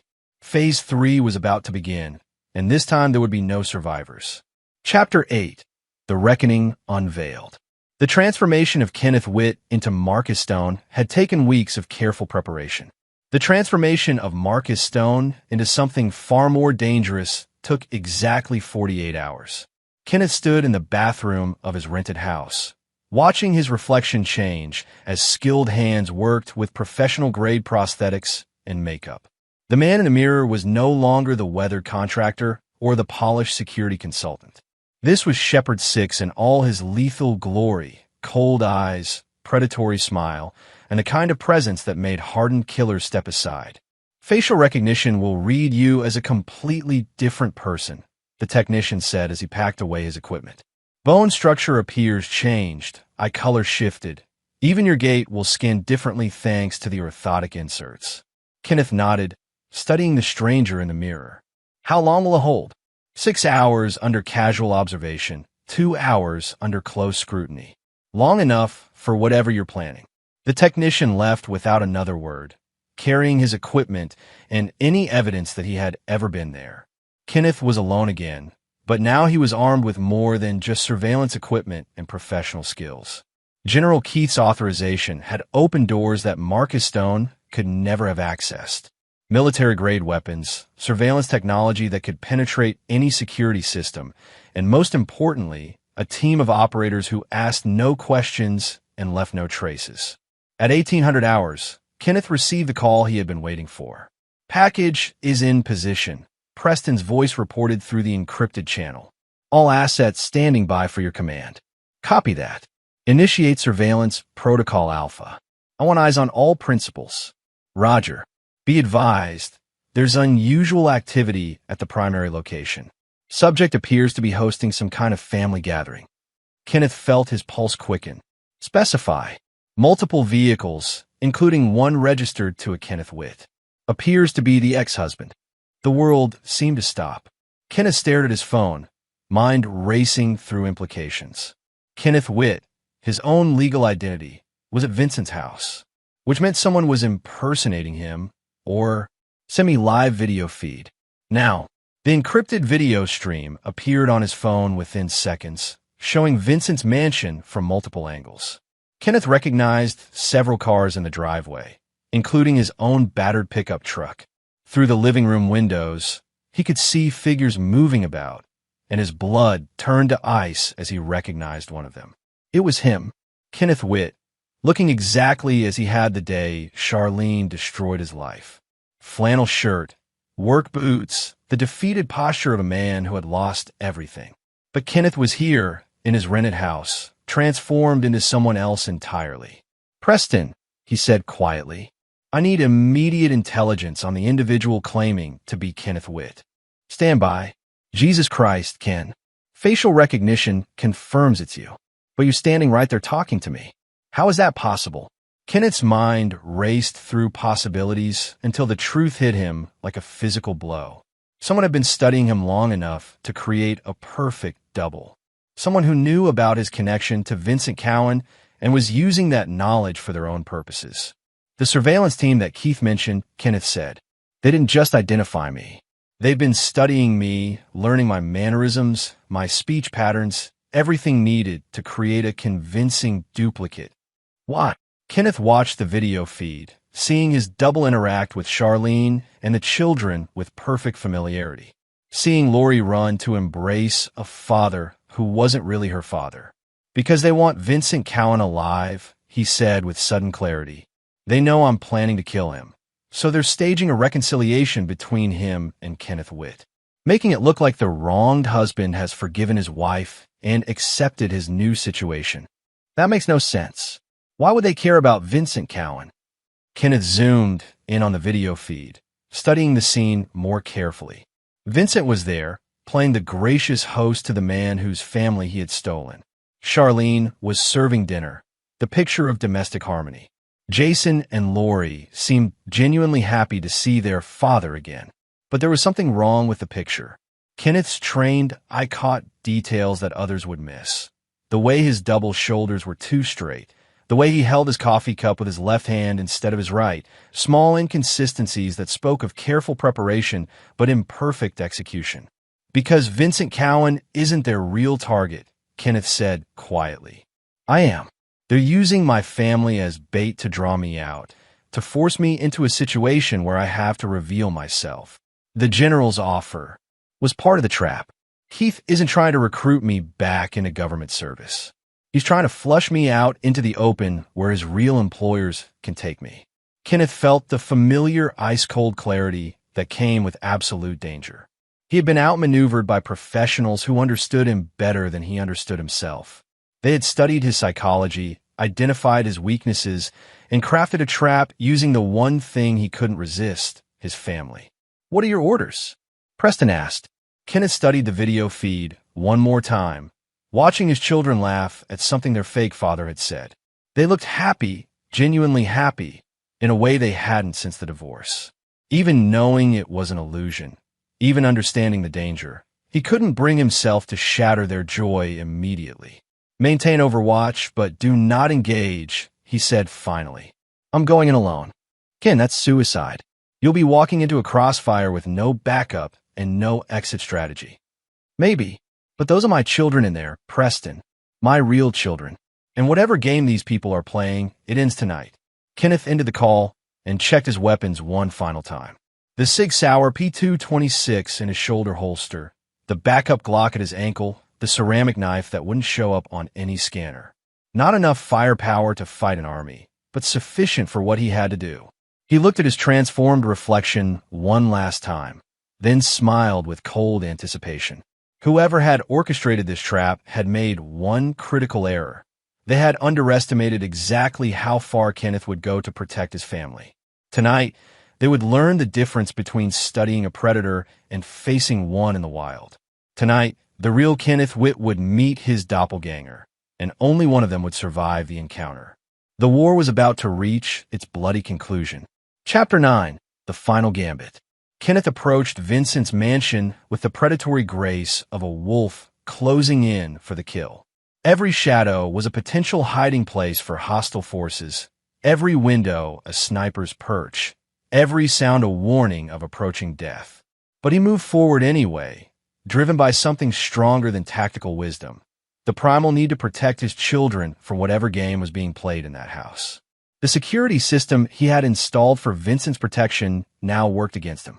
Motion sensors tracked his approach, cameras recorded his every step, and pressure plates in the driveway announced his arrival to anyone monitoring the feeds.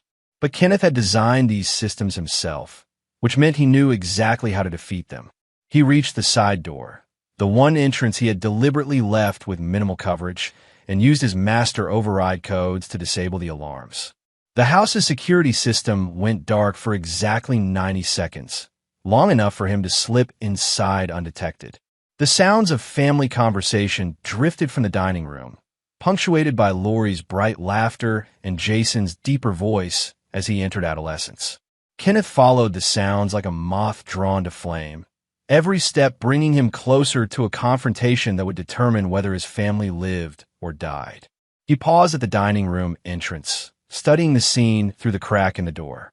Vincent sat at the head of the table, playing the role of gracious host with practiced ease.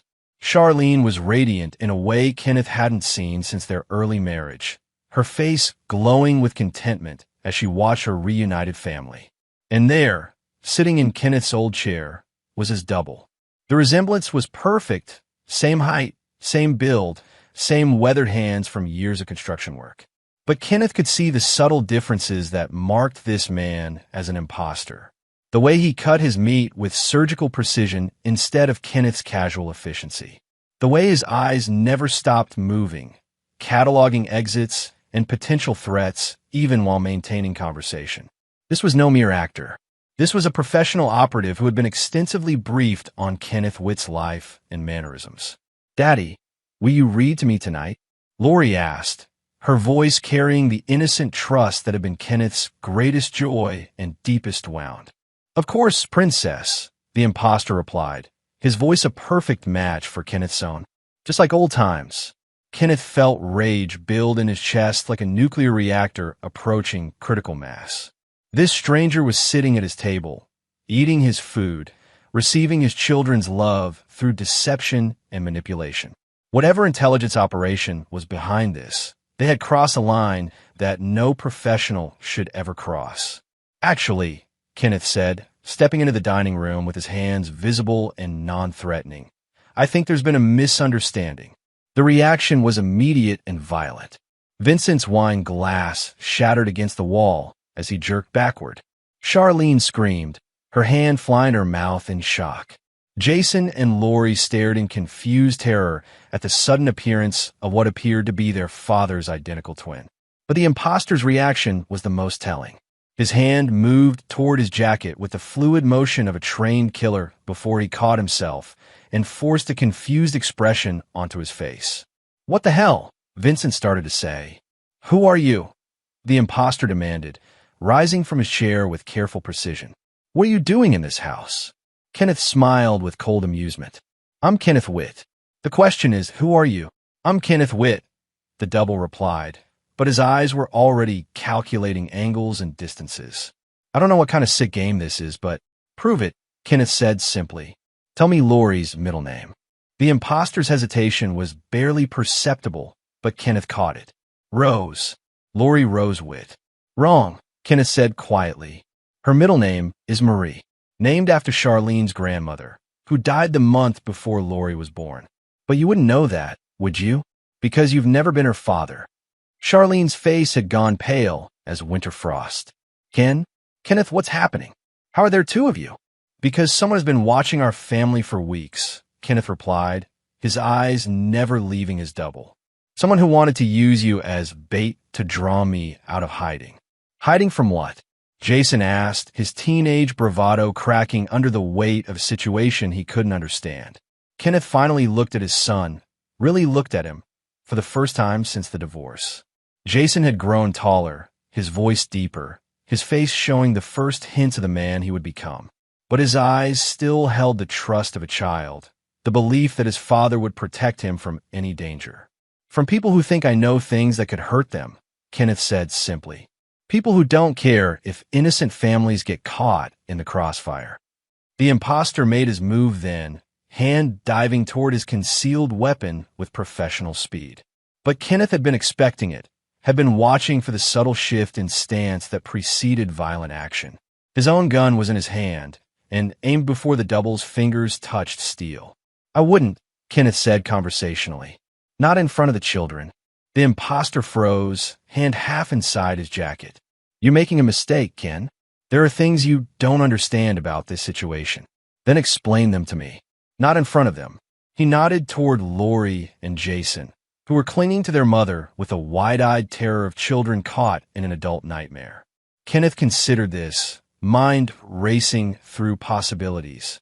The double was right. Whatever was really happening here, it was too dangerous for civilian witnesses. But he couldn't leave his family unprotected while he sorted out the truth. "Vincent," Kenneth said without taking his eyes off the imposter, "take Charlene and the children to the panic room I installed in your basement. Lock the door and don't come out until I tell you it's safe." "But Ken," Charlene started to protest. "Go. Now." The command carried the absolute authority of a man accustomed to being obeyed in life-or-death situations. Vincent herded the family toward the basement stairs, Lori looking back over her shoulder with confused tears streaming down her face. "Daddy? Which one is my real daddy?" The question hit Kenneth like a physical blow, but he forced his voice to remain steady. "I am, Princess. I'll always be your daddy, no matter what happens." Once they were gone, Kenneth turned his full attention to the imposter. "Start talking. My name is Agent Corey Ritter, CIA Special Activities Division.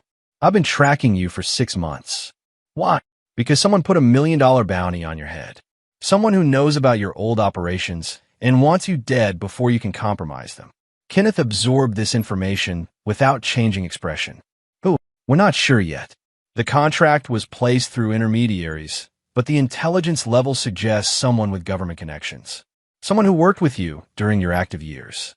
And Vincent Cowan was never the real target. He's small-time. His money laundering operation barely registers on our radar. But when our surveillance detected you moving against him, we realized someone was using his situation to manipulate you. Kenneth's mind raced through the implications. Preston, your old handler. We think he's been compromised, possibly for years. The assignment he gave you, the authorization codes, even General Keith's recruitment offer, all of it designed to draw you out where you could be eliminated. The truth hit Kenneth like cold water. He had been dancing to someone else's tune from the moment he'd called Preston for extraction. Every move he'd made, every plan he'd crafted, had been anticipated and countered by someone who knew him better than he knew himself. How long do we have? Kenneth asked. They're moving tonight. Sniper teams in position, extraction units standing by. They plan to stage it as a murder-suicide. The jealous ex-husband kills his replacement, and then himself. Kenneth felt the walls closing in around him. And my family? Collateral damage. They can't risk witnesses to what really happened here. The cold rage that had been building for weeks finally crystallized into something pure and deadly. Someone had used his family as pawns in an intelligence game, had put his children in mortal danger to settle old scores from Kenneth's past life. That someone was about to learn the difference between hunting a man and hunting a monster. What do you suggest? Kenneth asked. Agent Ritter smiled grimly. We kill them all. Kenneth nodded slowly. For the first time since this nightmare began, he and someone else were in complete agreement. The war was about to end, but not in the way anyone had planned. Outside the house, in carefully concealed positions around the neighborhood, professional killers were moving into final position. They thought they were hunting a rogue operative and his civilian targets.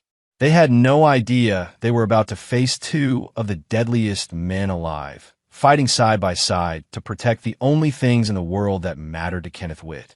His children, his family, his love, and he would burn the world to ash before he let anyone take them from him again. The final battle was about to begin. Epilogue. 6 months later. The courthouse steps were awash in autumn sunlight as Kenneth emerged from the building, legal documents in his hand and a feeling of profound closure in his heart. The divorce proceedings were finally complete, the custody arrangements settled, and Vincent Cowan was nothing more than a bad memory, slowly fading into the past. The events of that night 6 months ago had changed everything. The sniper teams that Preston had deployed never made it to their positions. Agent Ritter's backup had been more extensive than anyone realized. By dawn, 3 foreign intelligence operatives were dead. Preston was in federal custody, and General Keith was facing court-martial for his role in the conspiracy. Vincent Cowan had survived the night, but his world had not. The revelation that his house had been the center of an international intelligence operation had destroyed his reputation and his business empire. The car dealerships were shuttered, the construction company bankrupted by legal fees, and Vincent himself had fled to Florida with what little money remained. Charlene had taken the children and moved back to her mother's house in Ohio, far from the violence and deception that had nearly destroyed them all. The marriage to Kenneth was officially over, but the relationship between father and children was slowly healing. Kenneth waited by his truck, a new one this time, paid for with money earned through legitimate security consulting, as Jason and Lori emerged from the courthouse with their mother. Daddy! Lori ran to him with the unreserved joy of a child who had nearly lost her father and found him again. Kenneth swept her up in his arms, marveling at how much she had grown in just 6 months. Jason approached more slowly, the teenager's natural caution warring with his obvious relief that the legal battles were finally over. So what happens now? Jason asked. Kenneth set Lori down and looked at both his children, really looked at them, for the first time without the weight of betrayal and rage clouding his vision.